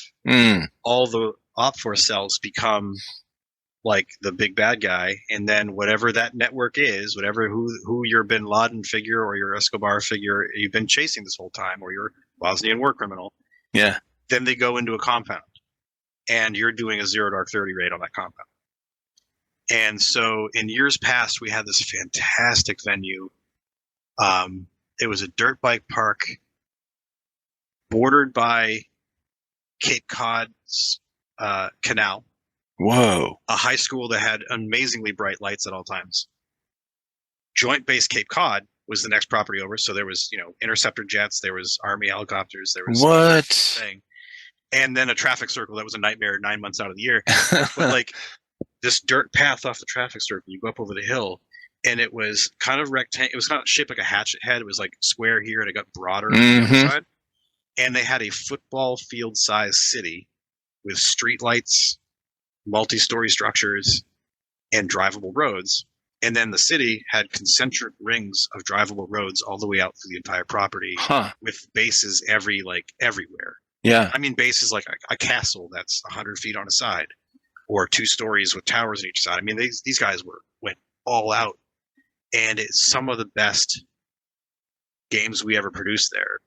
Autumn Justice and Spring Offensive moved from Feel Good Farms in 2013 to that location, and it was It was time for artistic and business reasons, but it was also the best move possible because that facility is deep in everyone's hearts. It was kind of like the Balahack of the Northeast. It was like this huge facility. It was a destination people went to, but there was some dispute between a small business that was on the property and the corporation that bought it, and they basically said pool's closed. So we lost it in 2019, and then I worked with the landowners at Tolcom to reopen Tolcom. But regardless, what I was getting at is the tier ones have that, counter network leading into a facility raid. So last year we did one, and the tier ones do not connect to any other storyline. We never do the same one twice. They're always a joint task force put together for one task. And that's it. It's all like, hush hush, whatever. So like last year was Operation Scapegoat, and the idea was that there was a terror attack in a NATO country, allegedly perpetrated by so I'm going to work back. What I said earlier about people's personal, strong, uninformed opinions come out sometimes, and it makes for awkward YouTube moments. It also makes for awkward role playing.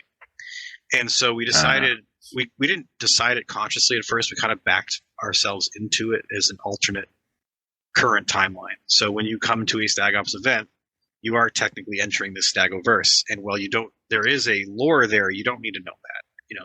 Right. It's on our website if you ever want to go through the lore stuff. It's just not. I clicked on that tab actually on your website. Yeah. Okay. Did it work? I'm not the best web guy, so I don't know. Let me see here. Let's see. It does work. Yes. So in the Stagoverse, we don't have ISIS. We have the extremist state of, and the of is whatever part of the world they're trying to take over. So extremist state of Europe is currently trying to mess with our fake version of the Balkans. Yeah. And so because when you're going to do a Balkan conflict, you have to have two ethnic groups that don't like each other. And if you're going to do an ethnic conflict, you have to make it clean. Oh my God, you have to be really careful. So, right. We have the Bagridi in this particular storyline, who are red fez hats, white and red gold shirts, and they're the majority. And they have one Orthodox Bagridi faith. We don't go into details; it just exists. Yep. And then you have this kind of traveler they moved there in the Middle Ages, but they weren't originally from the area, and they're the minority, and they have a different culture. They are the Zagonoid, silent T, Zagonoid. And the Bagridi and Zagonoid in different chapters get along, or they totally don't.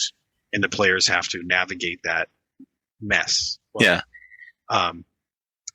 ESO, Extremist State of Europe, saw the weak political structure as an opportunity to install their caliphate in fake Macedonia, or whatever, fake Bulgaria. So that's where we get our third faction. So it's tan versus green versus black, and it's ESO versus a European-themed NATO-like organization called Task Force Tier, and a Blackwater / USSF themed group called Atlas is the short version, but it's Atlas Global Partners is the corporation that they work for, but it's Atlas Security Partners, or ASP.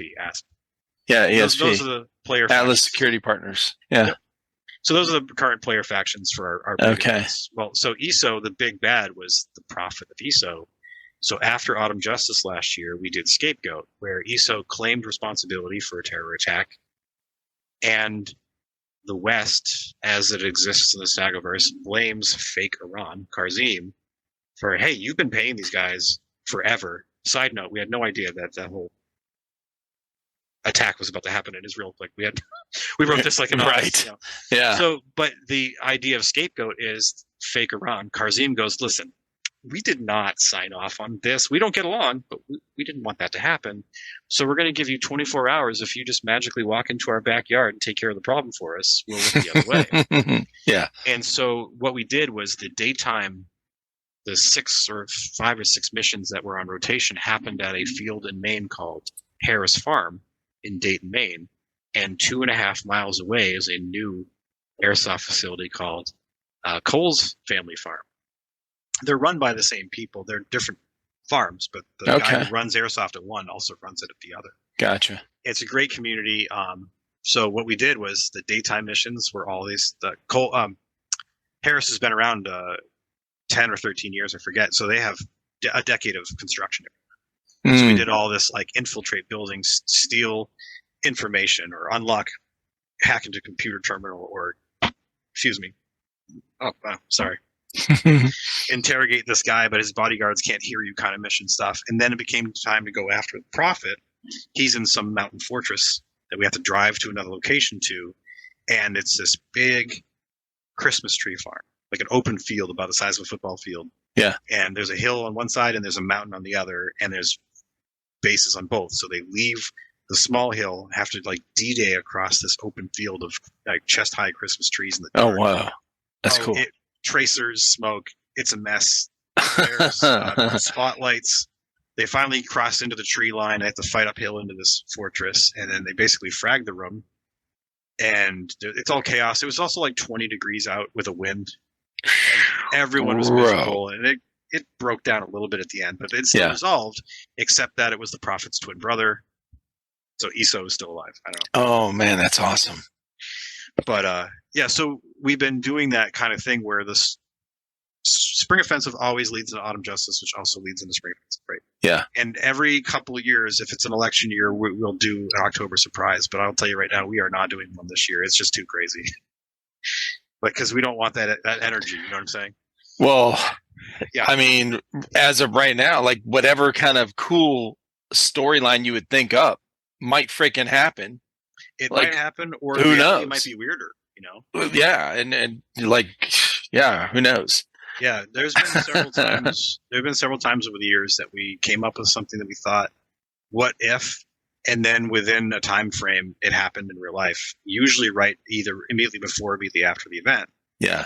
So I'll give you the most recent example because some of them are quite tragic, and I don't want to make light of stuff that actually ended up happening. But the guy that helped me form the company was also a tax guy, and he moved out west, and he does all Bitcoin stuff with billionaires now, but it used to be just a small-time tax guy who also airsofted. And he's got a whole Instagram presence about crypto and smart investing. He's on the level. He's legit. But it got me thinking about crypto, and it's like I personally have a little bit of background in finance, and I'm just like, I just don't see it. A lot of people do, and they're making money at it, and God bless them, right? But I'm just sitting here like, what are the implications? Like, money is already a philosophical abstraction. Mm-hmm. Dollar bill is worthless. Yeah, it's worthless. It's worth about 30 seconds of flame. You can't eat it. You don't want to wipe with it. No. You can't. But it's worth $1 of the idea of currency to someone else. Yeah, it's a portable way that, hey, you need cabinets at your house, and I need stairs done, but I only get those don't line up. Well, okay, I'll do your cabinets, and then you give me $1, or actually, stairs would be more expensive. So it's a method of trade, but because money is already an abstract concept, that's where you get all this weird corruption that comes from money. Absolutely, people aren't trading value; they're trading the symbol of value. Yeah. So I'm like, what if in this third world country that just doesn't work, and the economy's broken, and we've tried elections, and religious leaders were involved, and they got suicided. It was just bombed. It was a mess, right? Yeah. What if TikTok influencers come into the country and convince people to trade gold bars for a 3D printed coin? So it's a Bitcoin, but it's the 3D printed physical manifestation of it, right? Right. And then after players are fighting over the mountainside, trying to collect these wooden crates full of gold, which are obnoxious, and then they're confronted that, it'll be worth more to take 2 bars of gold for one of these plastic coins. Yeah. And they're like neon yellow. They're not remotely convincing as currency. They're the size of like, coasters you put a beer on. Yeah. It's like Mario money. It's Mario. Yeah, there you go. So day 2 comes around, and we have a guy in character as some, I don't know, fake Latvian or, fake Eastern European, as polite as we could make it, but, with an accent in the costume. And he's filming TikToks in the battle space with players about investment tips. Like, guys are like, I need more ammo. And this guy comes over and says, hey, bro, it's your boy, me. And, this is my favorite stock tip. I'm out here in Hambatu or whatever. Sorry, Hambatu is a different country in the Saga verse. I get them mixed up sometimes. But we're in the fake Balkans, and what when you get home, are you going to invest in, Stag coin? And everyone's like, yeah, sure, dude, get out of my face, whatever, And we actually, in the video of the event, there is like the little TikToks with the little logos bouncing around and sound effects and stuff. And so his game was to sell players at the cost of 2 Stag coins or 4 bars of gold a printed JPEG. Mm. We had I said earlier, people used to call me the guru. It's kind of gone by the wayside, but a local artist made a guru design that we have in our shop. I'm sure. Okay. And basically, I'm sitting here. I got the as above and below hand, but it's got a Glock in it, and I'm reaching out, and there's a carbine across my chest, and it's like, little fake mystic geometry in the background. It's a joke. Okay. Yeah. And so it took that core picture and replaced the body and background on like 50 different versions, like those Bored Apes. Yep. And so players could actually make rare collectible exchanges. So we did all of this because crypto's big, it's huge, everyone's getting rich. This guy has a Lamborghini covered in dogs, the dog from the meme. Yep. And we plan our events about 4 to 6 months in advance, and the tickets go on sale usually 6 to 8 weeks. They usually sell out in a few hours, but sometimes they drag on. Depends. And we had this event in the bag. In fact, in order to get some of the gold bars or free Stag coins, you actually had to solve a series of color-coded blocks chained to trees. You actually had to solve the blockchain in-game to unlock. Oh my God, that's awesome. Unlock these safes. Yeah. 2 weeks before every event, we give the players an op board. So you have a warning order that tells you everything you need to know, what you have to wear, what the NPCs will look like. Here's the map. Here's the cost. Bring your own food, whatever, who the vendors are. Like just a basic what you need to know before you go to the event, right? Yeah. And then 2 weeks before the event, this goes back to reinforcing the community piece. We give the players about 90% of the game's content in the form of an operations order. Like commander's intent, mission, enemy, terrain, tactics, time. Right. ROE, like it's a 20-page thing. And yeah, that sounds like a lot of reading, but you're dealing with 200 to 300 people who are self-selecting into task groups before the event. So at our game, 90% of the players show up. They already know who they're with, where they're going, and the first 2 or 3 moves after that, they got encrypted maps, they have encrypted call signs and radios. They have everything's all prepped. So the 10% that weren't going to read all that nonsense, roll their eyes at it, they at least aren't suffering from it, Yeah. And that allows us to then, so here's the baseline's higher of what the player involvement is. That allows us to build more cool stuff on top of that, but anyway, so we dropped the op boards 2 weeks before the event. The week before the event, the crypto market crashes. Oh shit. Not one blockchain was solved. Oh God. All the gold was collected. Yeah. It was hoarded, and nobody traded anything for the Stag coins, and certainly no one traded Stag coins or gold bars for the 3D printed JPEGs. Oh my God. We basically flung them into the crowd during the raffle at the end. But I feel like isn't that wild though? How currency like that? Okay, like these kind of things, they lose value in an instant. Oh yeah. It became the perfect Meanwhile, metaphor anyway. This right here, this mug, this coffee mug, is useful. Okay, correct. Yeah. Like, this is the only thing I got. I don't have a water bottle. I don't have any way to. I got my hand. I could cup in a river to drink, or I can dip this in. Right. Right. Yeah. Like it's valuable. Right. Like currency, just poof, gone, bro. Value gone. Yeah, that value is adjustable. But we're probably going to veer into politics, which we can totally skip. Yeah. So a lot of these events, a lot of people come up to me during these games or after the games, and they're like, "Oh, you must have such strong opinions about this political thing or strong opinions about that political thing." I'm like, no, I create tragedies that I turn into comic relief, and I hope you enjoy them. Like, I recognize makes sense.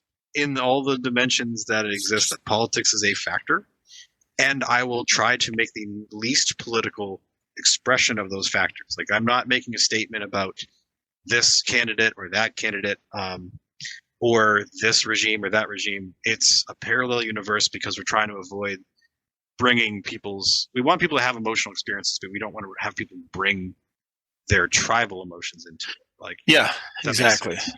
And I don't mean like to talk down about people. We all have. No, but you want this to be an experience. It's a getaway. Yeah. Like and especially nowadays, like back in the 80s and 90s, like you walk out of your house and you go outside, which we did all the time. And you know, I grew up in the 70s and 80s, you know, you go out and you're detached. Like you have the occasional conversation with, like my parents would talk to the neighbors. Oh, you know, this is going on kind of thing, whatever. But we're inundated with nonstop. Oh yeah, bro. Like you can't even get away from it if you try. So right. It's even if you never followed anything like that on your socials, all it takes is you're on your phone or you got your phone on you all the time. You're with a friend and they bring it up, or it doesn't even take that. You just go to somewhere that has the TV turned up and it's on CNN. Your phone picks it up. It's going to be somewhere in your feed somewhere. Like you can't get away. So your events, you want them engaging and exciting, and some of this unexpected kind of bullshit to like just blow up, like right in your face kind of thing happen. Yeah. But it's, but yeah, you're creating this idea, you're making it a getaway, and you know, with these stories. So but you got to draw from real life, like circumstances. Yeah. I mean, okay, there's you're not fighting aliens, so it's we don't not do yet. Not yet. We don't do science fiction. Okay. But the tier 1 this year is actually nest related. Okay. So we're doing a nuclear thing. We've always stayed away from nuclear because it's easy, it's big, and nuclear is a real thing. Sure. But it seemed like everyone was doing it all the time, so we always shied away from it. So the 5 or 6 missions of Radiant Dawn will be the event's title. Will revolve around different nest tasks. Whereas last year it was basically, scapegoat. We didn't really base that on a specific special mission unit, but you could argue it was probably like a SEAL Team 6 or a Delta, like a CAG, kind of like a only hitter, heavy hitter kind of scenario, because you're going into another country. You know, that's only ever going to be a national scale SMU, right? So then the previous one we did before that was called JTF Manticore, which was a counter narcotic operation, but it was themed like a SEAL team. So the Manticore logo the tail was actually a golden trident. Right? Gotcha. And then the original tier 1 for us was called Copper Green, and that's just a reference to, like, you know, acid on bronze and brass, like, you know, the patina. But the logo was a dagger with 4 lightning bolts and 2 night vision eyes, which made a dragonfly. So it was JTF Dragonfly. And if you invert that triangular shape, now you have the triangle dagger of the original, like, not original in the sense that it was official, but the unofficial Delta logo from the 80s and 90s. Yep. So yeah, we always try, because they're tier 1s, we always try to have some SMU or tier 1. Like those event patches look like unit patches. Whereas the event patches, so if you're on the website, when it says past events, there's a logo for every event except for 1 or 2. When you scroll down, events. Those are all the patches from the event. Okay. And each one of those patches tells a story or clues you into something that might happen in the event. Yeah. So yeah, Clawhammer 6, that was the diamond one, and we introduced the Los Panteros cartel into the San Mateo Civil War. And it was also subtitled the Conquistador's Sword. Okay. Whereas Spring Offensive 16 was Sins of the Fathers. It was both a callback to the religious conflict that was going on between the 3 teams, but also to Cold War era experimentation, and you know, that's why the prayer bead is all like WMD and stuff like that. Yep. If you go back one, it's Scapegoat, which that was just my excuse to do a Slayer style logo. That's awesome. Autumn Justice 16, that was when ESO first became a playable faction for players, and then also the Orthodox Pope of the Bagritznian religion had been wounded in during a peace conference, was wounded in a suicide bombing, and it went full, let's do a crusade about it. Oh, wow. And I'll tell you what, we bought like 20 hoodies in tan colors, green colors, and black colors for players to buy for that event. Yeah. And if you see that logo, no one's going to wear that to an airport. So most of those hoodies are in a bin waiting to go to a homeless shelter. I'm just waiting to go to downtown Portland, Maine, and see like 3 people with my face on it or something. Right. Midsummer Nightmare 5. That's the Grim Reaper in a coffin. That's also a boat. The Clawhammer 5 had a crystal skull in it. Nice. And basically, players had to, while navigating a civil war, literally do like Indiana Jones level puzzles. Like they had to collect rooms and open these ancient like containers and stuff like that. Oh, that's cool. Spring Offensive 16 was a joint operation between the two previously opposed enemies, trying to keep the ethnic conflict down. That's why it's international support Balkans. It's like a UN thing. Yeah. Autumn Justice 16, that logo there was the original ESO logo from like 2015 when we first did our ISIS stuff. Yeah, that's cool. We kind of brought it back as a hint. Yeah. And so on and so forth. So like each patch either tells a story or has to do with the story in some way. I love it, dude. Thank you. I'm gonna ask if you just at your leisure when you get to Autumn Justice 10, I'll tell a story about it. Do you do a lot of the writing yourself? I do most of it, but Okay. for the last couple of years, I've made it a point. So like every Wednesday night for about 2 to 3 hours, we have a red team meeting where we collaborate. That way, I can't come up with everything. Yeah, there's JTF Manticore right there. So side note, among the many things that we do in New England / New Hampshire, if you've ever heard of Nocturne Industries, the night vision company, Yeah. those guys grew up playing these games, got their engineering degrees, and decided they wanted to make their own night vision. And they just debuted a night vision device earlier this year, which is a binocular with digital controls on it, which is the Manticore. Oh, shit. They have not said that they got it from this, but everything else they make is named after a Japanese weapon. So the daisho, the katana, and so on, and this is the only exception. Really? Yep. Interesting. They are full disclosure. We sponsor each other, so they sponsor our events. We sponsor them, but they don't really need our help at this point. They're their own company and all that stuff. Sure. And I am taking no credit for what they've built. They're awesome guys. Right. I gotcha.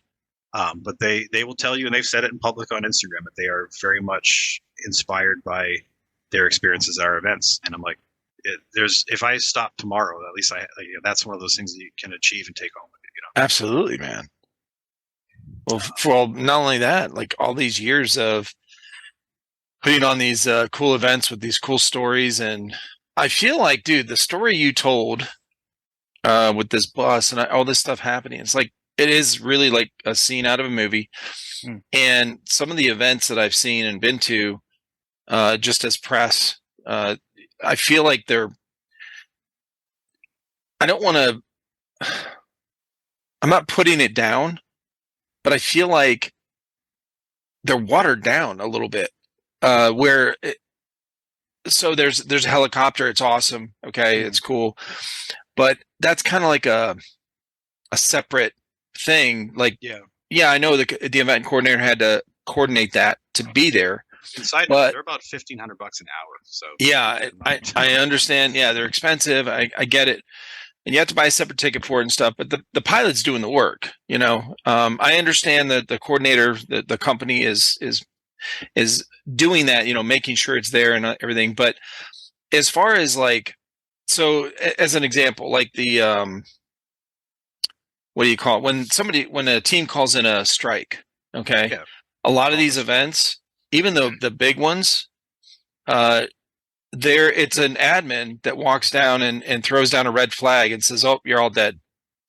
Like it's really, really, really, really bland and boring with all this technology and drones and all kind of shit. Like you can't come up with a firecracker or something to scare somebody. Like I don't know. So I'll give away a trade secret to anyone who's still listening at this point. So we've been doing a mortar or fire support mission, not as often as I would like, but we have been doing it for about 6 or 7 years. And we use two things.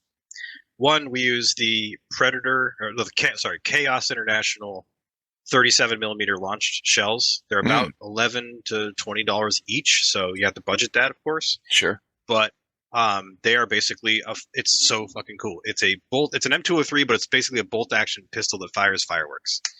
And so we'll do that over a position at events that we've prepared the players to say, hey, yeah, see, that's when you were talking about that was cool as hell, man. So we also use they make these 22 blanks, and they have these little orange pistols, and it's a double barrel, and you cock it with a hammer, and the first shot the hammer hits, and there's like a hook on the hammer, so the second shot the hook hits.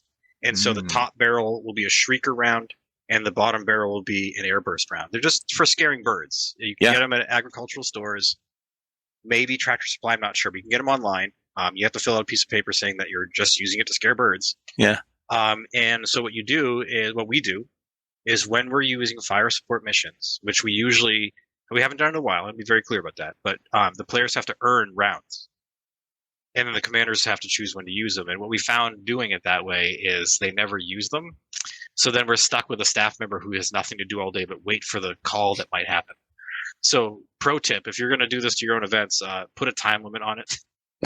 So you're not tying up a guy to just walk around and do nothing. But so whether it's the chaos launcher, which I have set people on fire by, so grain of salt, or the bird bombs, which is way safer.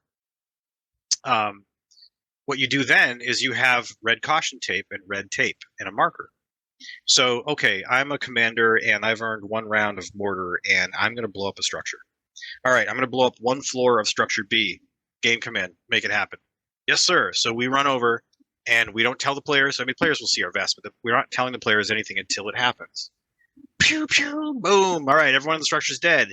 And then we tape over each doorway and we write, don't enter until 1 hour from the time of launch. So that building's on fire and inaccessible for 1 hour.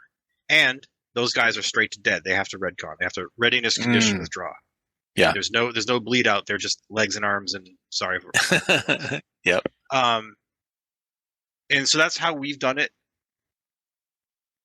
We haven't done it since moving from UBG to Tolcom because the tree cover in Tolcom is just so thick because it's this primordial forest that was cleared in the colonial era as a farm, and then they just stopped maintaining that side of it. And so now we had a tree snap in a windstorm mid-game.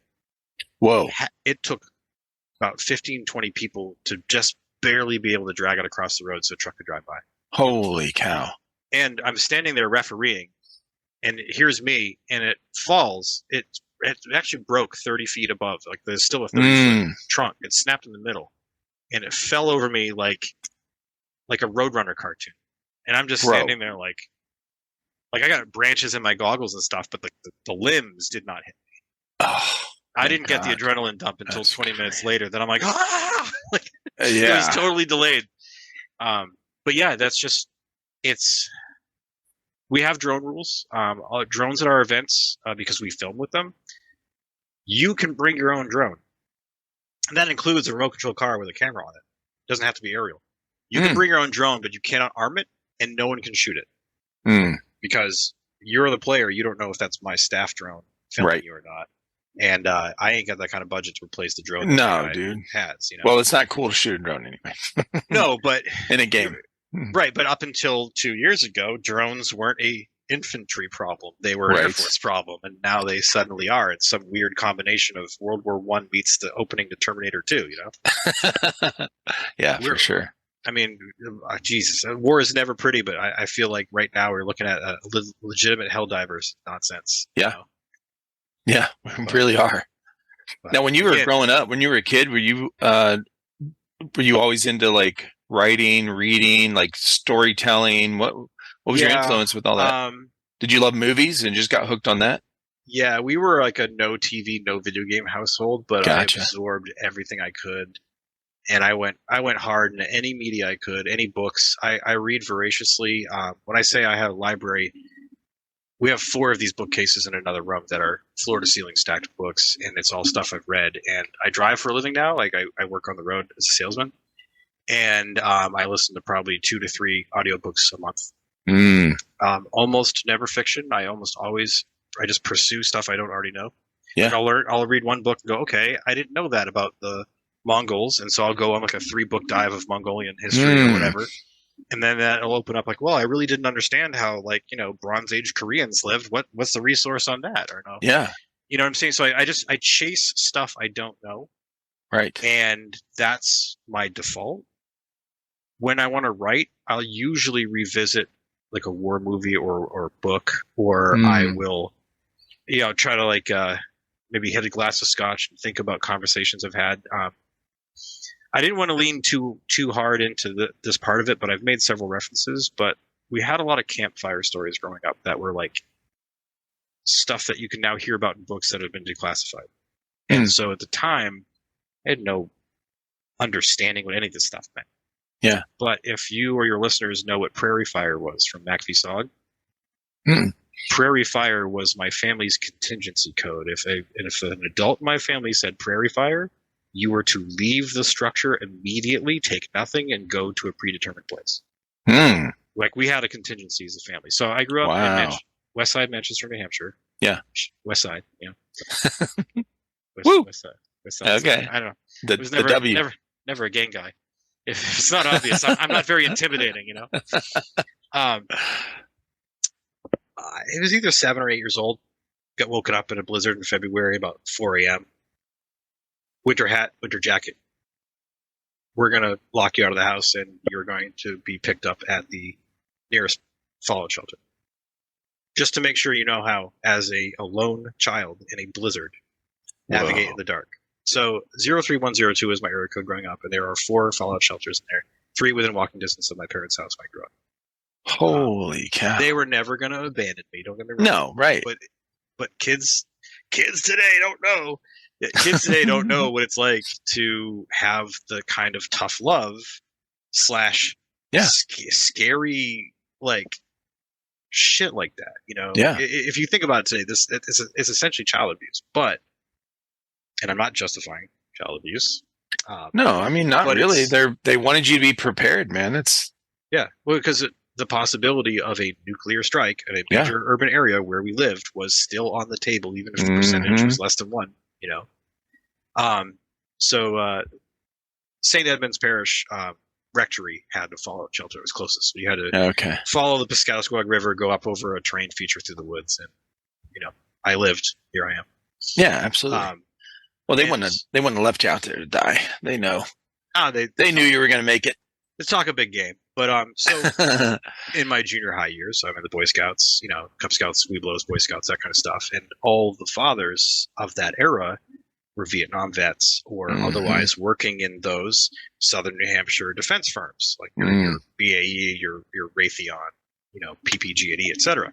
Yeah. And so our scout troop, and listen, man, I know how lame this sounds. The Boy Scouts is not only in Wolverine. They're not tactical. Yeah. Okay. No. Yeah. So once a month, our Monday meetings would move from the rectory at Sacred Heart Parish in Westside Manchester to between Manchester and Derry. There's a Boy Scout camp called Camp Carpenter. It's got a lake, and we would meet. And, you give canned goods to the drive of the week, or you tie a knot for the week's skill set, and then we'd break into squads. And under that 1 week would be timed to the full moon, and we would then navigate around the lake and conduct ambushes and attempt to kidnap each other. And it was essentially a flashlight tag, but like that stuff, I'm like, what if we do that in airsoft? Like, what I mean? What if, like, that's where, like, I grew up in a different direction. I went into art and music and storytelling, and the fake war stuff would come afterwards. But like, for most of my development, this wasn't going to be my life. It was just this thing that happened around me. So, and where I grew up was, it's a dead end street, but it has miles of rail trails that Manchester is now connected to downtown and to Goffstown, the next town over, and whatever. But back then they were just footpaths. And I was Gen X being what it is. I was free to just leave the house and walk around the woods at night because there were trails and there wasn't. I who knows? Maybe I would have ended up on a milk crate, but like a milk cart. But I didn't. And so being comfortable in the dark is a big part. So when I brought that with me to the airsoft world, again, back when one guy had night vision because he worked for BAE or something. You know what I mean? Like it wasn't normal. Now everyone can rent and buy and own. And I mean, Jesus Christ, I have some Nocturne Tontos right here. You know, I was going to ask you about some of the stuff behind you on your bookshelf there. You got is that like a mini amp, guitar amp right there? Yes. So that looks cool. It was functional at some point in the 90s. Really? It has a belt clip. And dude, yeah. Yeah. So like you play electric guitar, right. It's just twangs unless you plug it in, but you can't always jam with an amp. So the full size quarter jack here, and there's a headphone jack out, and it's a studio headphone jack too, like a real quarter inch. You just clip it onto your belt and you can play. There's a distortion switch on it. You can mix how much distortion you want. Dude, you know what's funny about that is when I came back from overseas in the military, I came back. My last duty station was Camp Pendleton, California. Oh, okay, yep. Yeah, so I get there. Marines. Yeah, Marines. Yep.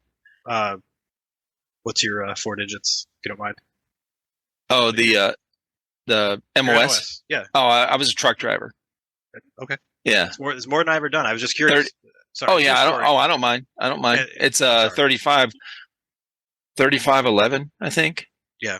It was in the 3500 group. Mm-hmm. Yeah, it was basic. So I drove delivered ammo, water, troops, and so I didn't choose that. I chose combat engineer. I wanted to build stuff because I was doing construction when I went in, and they said the school's full. You can wait for a few months and do, maintenance duty or whatever. Right, yeah. Or you can pick another thing. So there was about 20, 30 of us that, chose that. And so we all picked something different. And actually there was a handful of us that chose Amtraks. So Amtraks are the ones that they're troop carriers that go in the water from the ship to the shore. And all you see is the little smokestack sticking out. Right. Okay. Yeah. So it's all submerged. Well, you got to be a class 1 swimmer, which is like the highest tier. So in boot camp, you go, Marines, part of the Navy, you have to do a swim qualification. So you do S3 or whatever. It's like the real basic one. So you have to be the top tier swimmer. And there a handful of us failed the test there. I about drowned. I made it to, and I was a damn good swimmer, bro. But so anyway, so my choices were limited. So it was admin, cook, truck driver. I'm like, I'm damn sure not sitting in an office. Okay. I didn't join the Marine Corps for that. I hate cooking. Okay. Even to this day, just keep me out of the kitchen. And then, so truck driver. But yeah, I drove trucks and had, wild experiences. But yeah, so my first time in Southern California, outside of base, we go to the buddies I made friends there when I got stationed there. They took me to Venice Beach. Okay. Yeah. So everyone's seen it in movies. If big scene in Blast from the Past. If y'all haven't seen that, go check it out. But it's been about 30 years, but yeah. Yeah, I think it has been 30. I think it has been 30 years, bro. Continue. Take another drink. So we go to Venice Beach, and there is this guy. They had a lot of street performers. Okay. Yeah. Right. It was a culture shock kind of thing going there. I'm like, man, this is cool. Like there's girls walking around topless. Nobody gives a shit. Girls walking around breastfeeding, just, it was packed. Right. Yeah. And street performers. Are you originally from South Carolina or? No, from Cleveland, Ohio. Oh, no way. All right. Yeah. Continue. Yeah. Yeah. So, and there's this guy on rollerblades, which we weren't, really used to seeing rollerblades back in, this is 1991. Okay. Yeah. They're brand new. Yeah. They're brand new. Yeah. So this dude on rollerblades looks like an Arab dressed in a, white robe that they wear, with a Swami thing on his head. Okay. Okay. You know what I'm talking about? But he's just wide. Yeah. And he's got a electric guitar and he's playing, he's a street performer. He's rollerblading through the crowd playing, and he has one of those that you have on your shelf. Okay, yeah. That's a little bit bigger, but it has to be, yeah. Yeah, it's hanging on his front, with a guitar strap, and he's playing guitar. or maybe it's on his hip or something. Right. And I was like, whoa, this is wild. And he's got a can for change, for people to donate while he's like zinging in and out of people. I mean, it was really talented. But anyway, so seeing that little thing on your shelf really reminded me of that time because it was memorable, obviously. Yeah. Going to Venice Beach my first time. And by the way, we had took 3 hits of acid before we went there. Okay. So Okay, yeah. we got the It's full very experience. memorable, yeah. Full experience. But so it's fun. So I'm looking in the camera now to see what you can see. So right here, Feel Good Farms. One of the best things that they had as a vibe back then was they had this guy. We called him Rancid, or NH Rancid was his screen name. I think his name was Tom. I'm forgetting his last name. I'm sorry to the universe for that. It's been over a decade since I talked to him. Yeah, he was a fantastic photographer. And you'd go to a casual walk-on game, just armband versus no armband, just like nothing serious. And you'd walk out of there with some 8x11 print you could make that looked like an absolute rock star. And so on the bottom shelf behind the goggles, I don't know, you really can't see it. We were interviewed like 4 or 5 times for Airsoft International. And this one is actually like a team profile. I think it was their first team profile. And it was in my. It was a Team IROPS, and see the logo. Like I said earlier, the logo from the T-shirt was way better than the patch, Yeah. And so there's a bunch of it was like a 10-page article, but I just framed the first page. That is cool, man. But the picture above it, actually, messed this up. Rancid took a picture. He used to use these amazingly, just huge lenses and a great sense of timing and composition. He was a great photographer. And so there was this event where we had to move an HVT from the village to this whole terrain feature, across the entirety.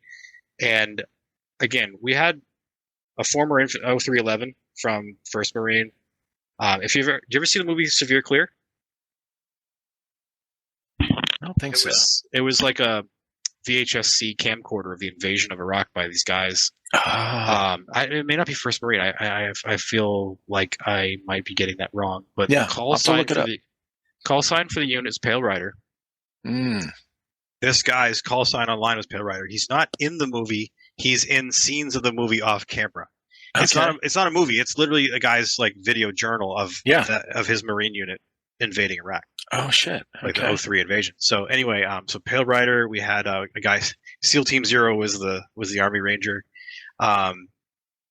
We had a couple of guys with real world instruction, so they kind of fire hardened the rest of us, BB gun nerds. And so the village at Feel Good Farms used to be so awesome. It had we literally would hang laundry out. So there's a situation where we're on one side of this village. There's suns behind us or whatever, up and to the left, I think. And then basically there's people coming up, and we're doing this at the extreme range we can. This is not a wait till you see 70% of a guy and fire. This is there's a glimpse, there's a movement, there's a hand in a window kind of thing. And so I'm pieing a corner. I go high, I go low, I come back out high, and I punch through the laundry, right? And as I do that, apparently I dropped the guy that I saw, but apparently the look on my face was sheer abject terror. And Tom captured that in a photograph that later Jared Stone, a local artist, converted to a charcoal pencil drawing. Whoa. So there's a full color photograph that you can see the individual hairs in the original photograph on the Nomex gloves I'm wearing. That's how detailed the photograph is. And so when Jared drew it, side note, there is a time-lapse video of him drawing this picture because it's the night that he drank a bottle of something and taught himself how to charcoal. Whoa. This was his experiment of, hey, I think I can do charcoal. So God. This is obviously a metal print of it. My wife got it for me for Christmas one year. That's awesome. You can see individual threads on my patches. Yeah. The photograph was taken from easily 150, 200 feet away. You can see with the sun, I was backlit. It was just a freak photograph. And I don't remember my emotion at the time being terrified, but obviously I can't deny what my face says. Yeah. And dude. yeah, that was just an epic picture. And yeah, Jared drew it about a year or two after the photograph was taken, and he actually put it up on his site as a piece of art you can buy. So Oh, I need to look him up. I That don't- is cool. yeah. Does he have an Jared- Instagram? I believe it's Brutus the cutest. That might be his personal Instagram. I may not. Let me just look that up before I out somebody's private thing. Why do I have 10 more followers and all of a sudden? So, side note, Jared Stone, call sign Stone, or Jar, sorry, call sign Jar. I'm gonna catch hell for that. Not the most embarrassing thing I've done in public for Airsoft. We once had people come to Autumn Justice 10. We had people come from Brazil, like flying from Brazil. We Really? had people come from Ireland, Britain, and New Zealand. And the New Zealanders and the guy from Ireland lived in Australia for a while, and so he kind of brought them with him, but by way of two sides of the globe. Mm-hmm. According to 23andMe, I am 99.2% Irish. And the 0.08 that's not Irish is a Sardinian, I assume, sailor or trader that snuck into a great-grandmother at some point. I don't know the story, because nobody has this story in my family. Right. But I'm sitting there, and my genetic evidence being what it is, and my grandmother still spoke with the accent of the brogue, you know. My extended family's Boston Irish. Mm-hmm. Fun fact, one wing of the family, the guy was the first tavern in the colony of Massachusetts, and after that first or second winter where everyone died, he just went back to England and said fuck it, or back to Ireland. So there was one Mayflower guy, but he didn't last. Oh, that's funny. But yeah, so anyway, so Irish is kind of a thing in my family. It's important. Sure. And I'm like, hey guys, we're all here. It's like a 500, 600 person game. Like, give it up for our New Zealander friends, our Kiwis. Everyone's like, yay, wow, cool. Give it up for the Brazilians. Yeah, wow, cool. Give it up for the Irelanders, is what I said. And I'm like, oh man, I need to be excommunicated.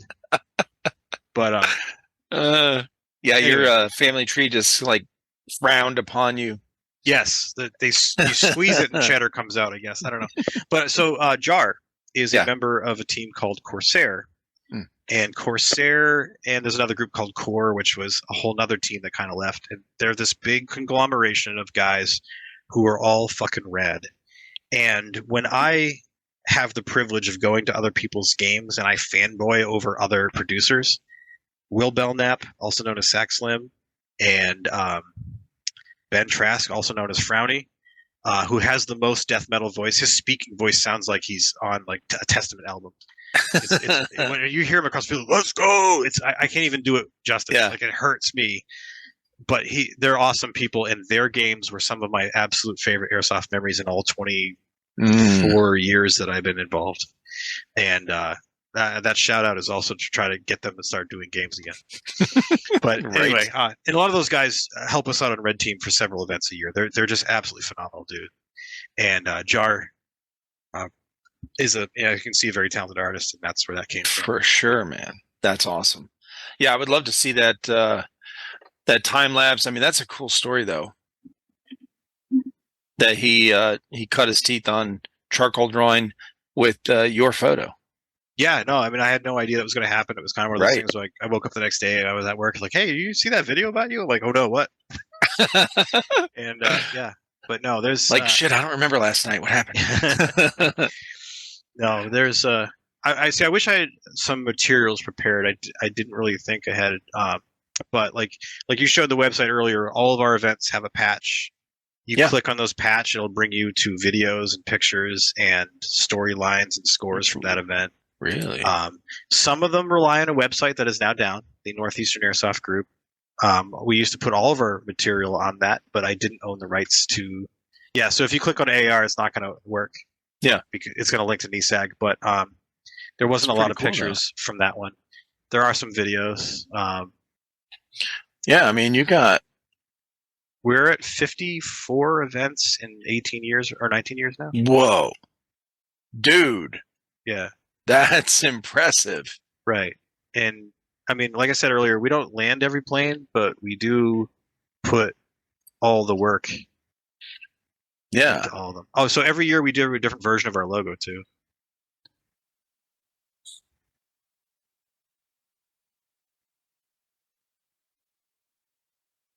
I'm not getting the audio, but Who does the hold on a second.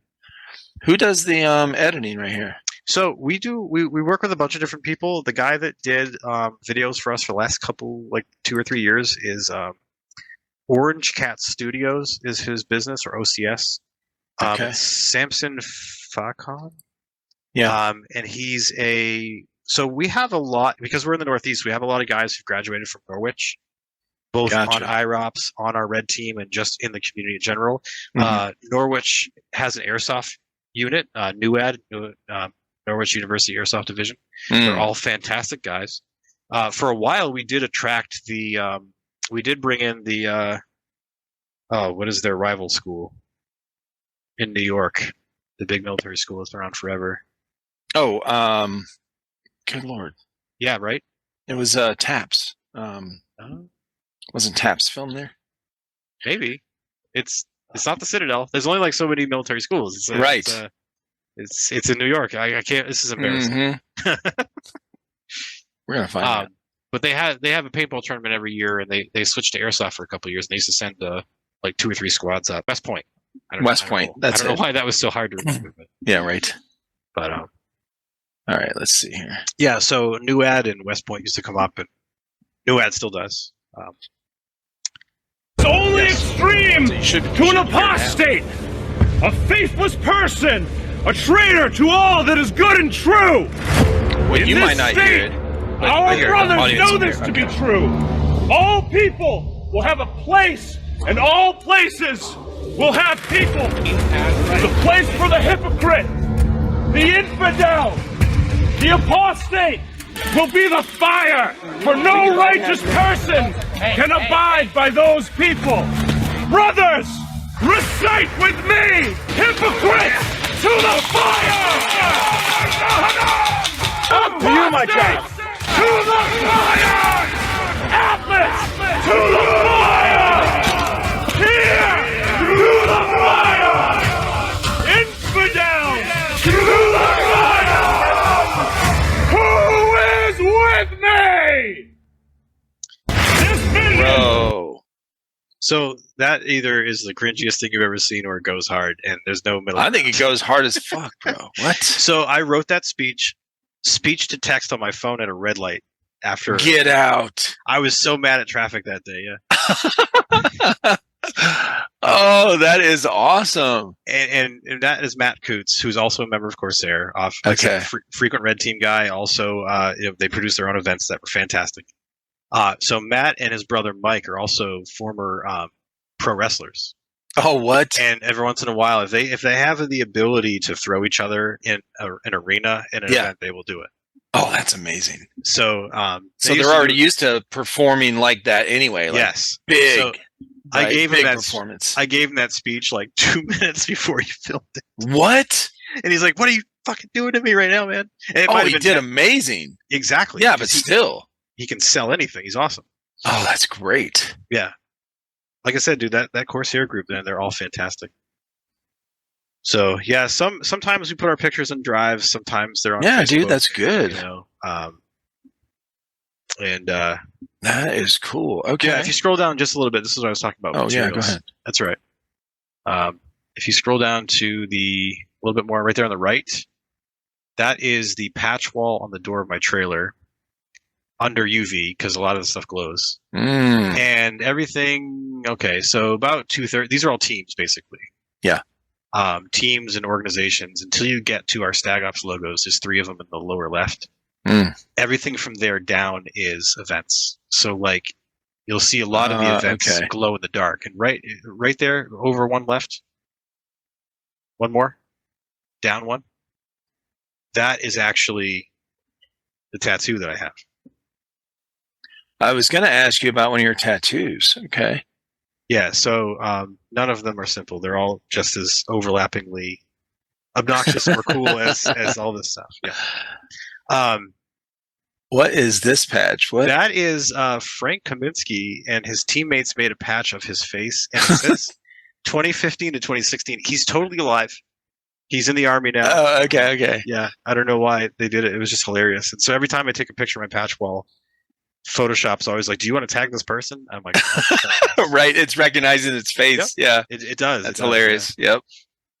Oh man, that's funny. But yeah, that's a little bit of UV light I had in the trailer to show off. As you can see, the pictures before it are with the lights off and the Yeah. patches still glow. Gotcha. So the Cross Swords one is 12 years old and still glows. Really? Yep. That's And pretty the amazing. One to its left, which obviously you really can't make a lot of detail. That was Mhm.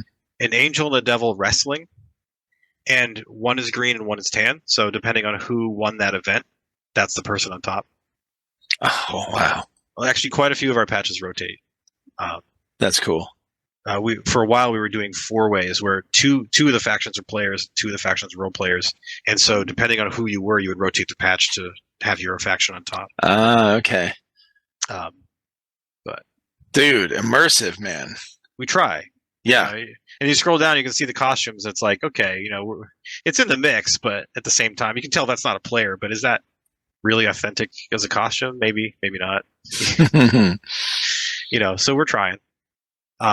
Unfortunately, we discovered too late in the process that if you want to go and do stuff like at GTI or Pantera, or in our case, an island off the coast of Massachusetts, Yeah. you need special mobile event insurance.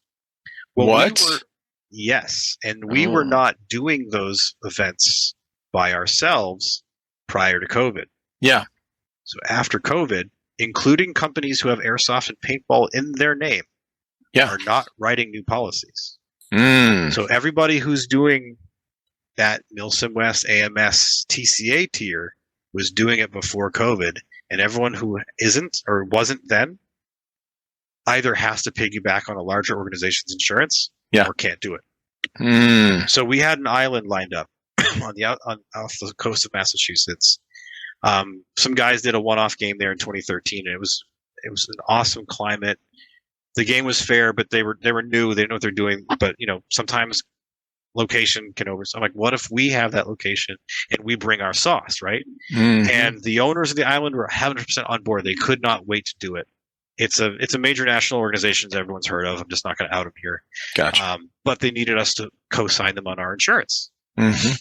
And I'm like, well, that's a funny thing because we always partner with a venue that has insurance. Yeah, we don't have insurance for this activity.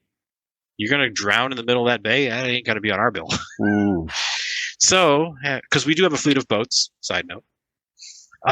They're just little John boats and inflatables. But anyway, so yeah, That's so we cool, start talking to all the big names in the industry. We talk to their insurers, and they're like, "Yeah, cool. No, not happening." Mm. We revenue a good amount over the year. It's still a hobby. I don't do it full time, but Yeah. It's immediately before COVID. I thought about quitting my job, getting a part-time job at like a Rite Aid or whatever. Yeah. And then doing this full time. And I'm glad because COVID was around the corner that I didn't. Yeah. But at the same time, the potential to do so much more is there, but we don't have that coverage. And I'm going to be very upfront. I haven't talked to anyone in the last 6 months about it, but I mean, for all of 22 and 23, we were trying to get coverage. We had a hospital in Maine. We had a former asylum / campus in New Hampshire. Mm. There was a castle / racetrack in New Hampshire, and we had an island off the coast of Massachusetts. And all we needed to do was get someone that says, if someone gets hurt, we'll cover you. Mm-hmm. No one will do it. Gosh. I'm sure that will change in time, but I'm working with what I got. Yeah, I don't understand I just don't understand that this concept with insurances, right? How it's changed over the years. Like, I have my own personal insurance, right? I sign a waiver when I go to your event. Mhm. Where's the hang up? Okay. Right. Yeah. Like, I don't get it. Yeah, I understand legal, but to me, it doesn't make sense, man. Right. I think it's BS. It's like, whatever, but yeah. Somebody that fell down, tripped on a sidewalk in front of your house, 20 years ago, and sued you or whatever. Well, that was a real fear for people our age. You had to shovel that walkway immediately, otherwise the mailman might retire early on your I'm house. saying, like, the judges that ruled on these cases, they did a disservice to humanity, okay, and to the legal world. They really did. Yeah. So now everyone's living in fear. Now you can't go have fun, okay, because you can't get insurance. You can't drive a tank tread over someone's foot, and it's no big deal, right? I mean, you have to admit it. So if you haven't spent a lot of time on the website, that's fine. And I'm not trying to over advertise, but on the front page, there's a slideshow of pictures from our events. They're none of it's staged. If you scroll down, there's a 1 minute like advertisement teaser video business card we made in 2019. And so that was before we lost that property that had all the drivable roads. So we partnered with GMR Rovers, again, not the Green Mountain Rangers, but it's an importer of British military vehicles. They also airsoft. In fact, they have a whole British infantry themed or mechanized infantry themed team. So some years they've had like 6-wheeled armored personnel carriers. They've had the amphibious ones. They've had ferrets. They've had, for my favorite block of time, for like 3 years, they brought a Saber tank, which is a 3-man reconnaissance tank, which actually has a tea kettle inside of it because they don't go nowhere without the ability to make tea. And dude, you walk into an airsoft game and there's a fucking tank. It's game changer. Yeah. So like not having access to some of these locations is a huge liability when it comes to like convincing people we're a real company and we do this. But right. I would also point out that we don't advertise. Like this obviously people will probably go to our site or they'll say, oh, this guy's obnoxious. What the fuck? I don't care. We don't advertise. Like I'll put 1 or 2 things on Instagram a month. Yeah. Everything's word of mouth. It's always been word of mouth. And when I lose the audience interest, that's when I know to quit. And because to me, it's always been about building the experience and building the community, right? And I hate that influence culture makes building your community a marketing thing, but I mean, it's not always. I mean, you're genuine. People know that. Some do, yeah. True. Some do, but again, you're always 1 or 2 steps removed from somebody, and you don't know how they're going to take you. That's true. And it's in the inverse too. I don't know everybody at these events. So like 10 years ago, so I also wrote 2 articles every issue in Airsoft Insider magazine from the start to the magazine went under. Oh, shit. Now, I want to be very clear about that. The magazine was the only profitable brand that Maplegate Media had. The other magazines took it under with them.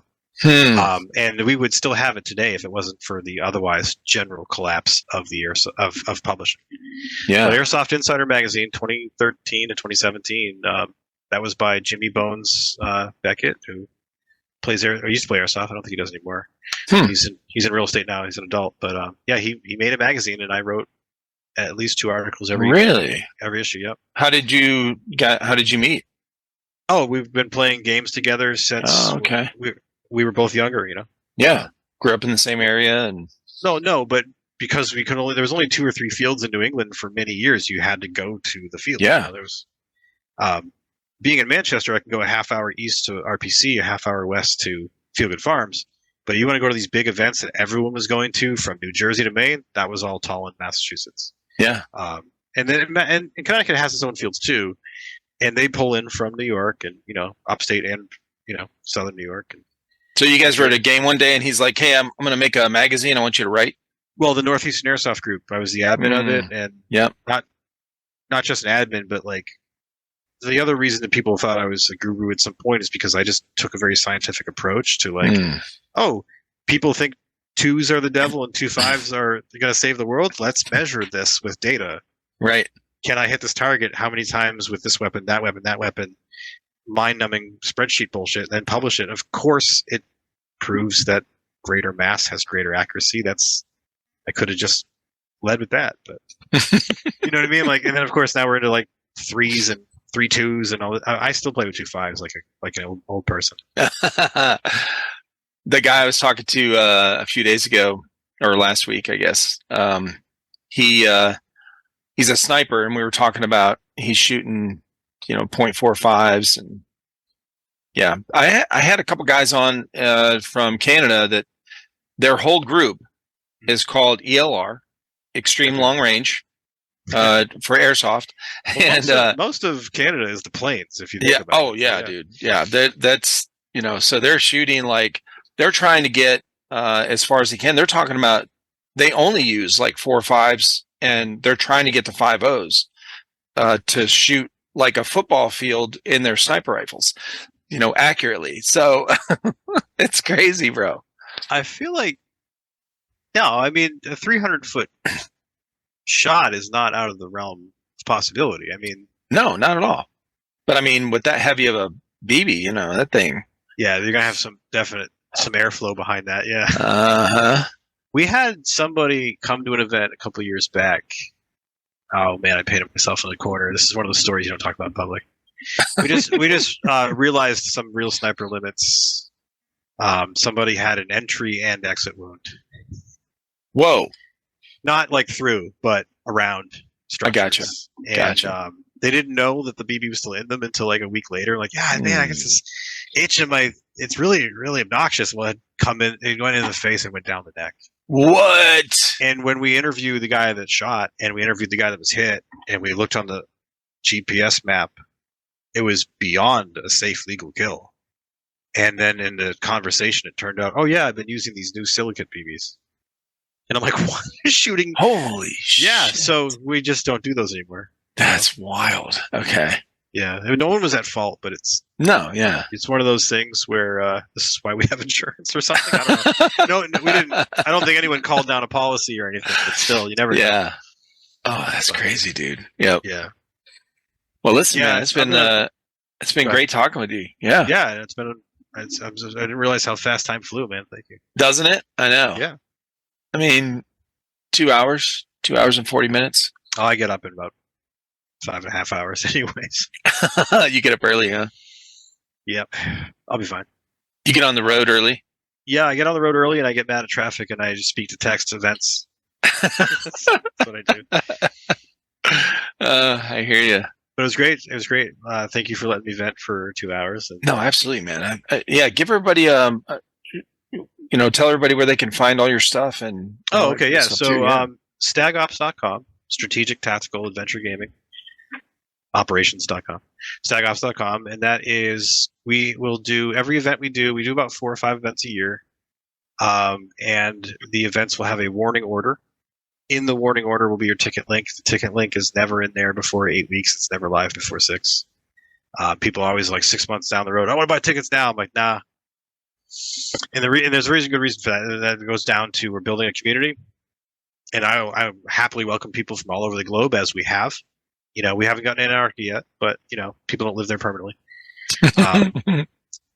But the idea is we require more participation of you, the participant, rather than you as the audience member or you as the player. So you are coming to us as a customer. We care about that. But the attitude of, I'm a customer, F you, entertain me, Right.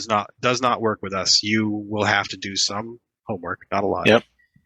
So the warning order has all the information and the current state we have it. We do update it time to time. Then we drop the tickets. And then everyone gets an email to join a planning Discord. And we hope for 100% participation. It doesn't happen, but we'll usually get like 70, 80%. And that's good. Those 70, 80% guys almost never complain about the events. Mm. The people who are like, oh, I'm just here to shoot shit with my friends. Hey, I love that. And I know that's why people go to games. Yeah. You might have a bad time and you might write an angry review about it, for sure. Yeah. We do actually enforce our rules. So like, we want everyone to know what they are in advance, because we will no refund to send you home if it's a problem. Right. Which we've only had to do a handful of times. I'm sure. Because again, we're trying to get that message out. But the goal is fun. So there's a lot of fun stuff on there. So there's Absolutely. all of our past events, where possible, player reviews of them. But that's, again, that website's down. Pictures, videos, storyline, that kind of stuff. We do have an apparel store like everybody at this age of time, but it's all related to the events. So like if, whatever the event, this particular shirt is a staff only thing, but stuff like this, by myself and other local artists.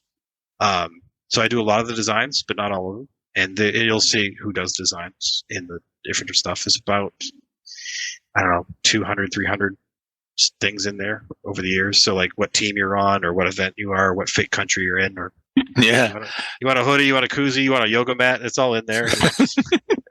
It's just there because some people want a souvenir, but I was telling that most people don't. And if you're looking to open a apparel store, I wouldn't do it as a source of income. Right. But it's just cool stuff you can have a tangible memory of, And then upcoming events are worn orders, past events are in there, lore if you want to understand what the weird nerd shit we're talking about is. Yeah. Stagops.com. Awesome, man. I don't know. I do a much better that's job great. selling products in my day job than I do selling my home. What do you sell? Truck and trailer parts, actually. In the aftermarket. So I go to probably 12 to 15 different industries a day, or fleets within those industries. I might be talking to some guy that handles garbage trucks. I might be talking to the CEO of a grocery company, and everything in between. So Nice. it keeps me flexible. Awesome. Well, listen, man, thank you so much, Gordon. It was really nice meeting with you. I apologize for a couple nights ago. Or no, last week. It was it was pretty hectic here. You can see my background is it's been all blurry the whole time. Yeah, it's been on blurry because I'm still missing my wall. Yeah. So I'm going to do that this weekend and get my other wall finished. All this stuff back on this side.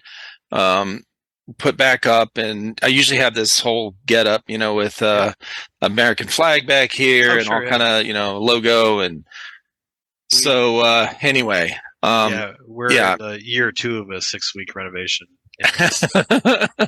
So this is the upstairs office, and you can see a lot of it's cat pictures, and cat furniture and stuff, because it was my wife used to work in the office, and she does cat rescue, so they'd hang out with her when she worked.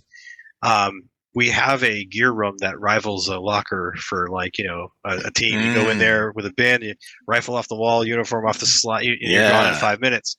Yeah, that's full of appliances and all the stuff that would normally live in the room that's being renovated. So. Yeah, this one had to be done before this. We had this big party planned for like 3 months. Okay, this for our granddaughter and our grandson. So our granddaughter. And you do not look your age, man. Oh, thank you. Yeah, one of our granddaughters just turned 6 this past week, and the other one of her younger brothers turned 1.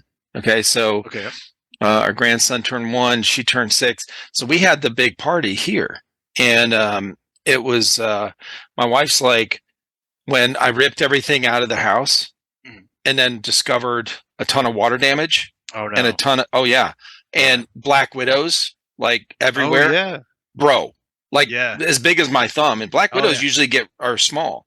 They get mad. The females are large.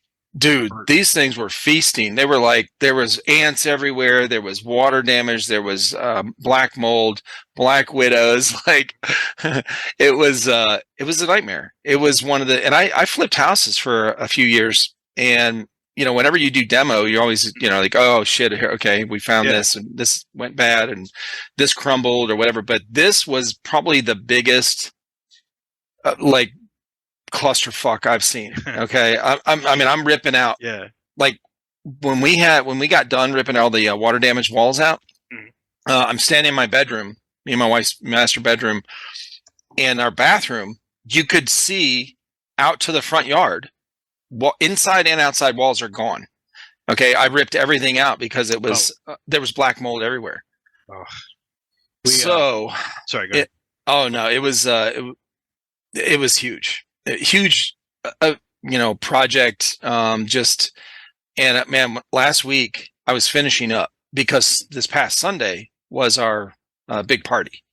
Oh, okay. So you already had it. Wow. Yeah, we just had it. So this didn't get done, but everything else got done. So I have some before and after pictures on my Instagram. I'm about to update it and put a new one in because tomorrow our shower is getting installed. So we took out a bathtub and we redid the whole bathroom, but we put in a walk-in shower, a big one. Oh, nice. Yep. So that's getting installed tomorrow. So once that's done, then I'm going to put a before and after picture of the bathroom, but there's some on the bedroom in there. But anyway, majority of the time I was working by myself, and I'm old and out of shape, and I have the tools and the supplies, but dude, like I'm slow. Okay. We're not doing this work. We brought people in, but the housing market blew up during COVID and has never gone away up here because it's all factory towns, lots of factories. So people are renovating these houses. Yeah. They were $80,000 houses going for $400,000 now. It's wild. You just can't get contractors. So we have a really good carpenter, and he's been pulling people in, but we had someone walk out with a deposit. Oh shit! Yeah, it's a mess, but we'll live, and eventually we'll have a finished basement. Yeah.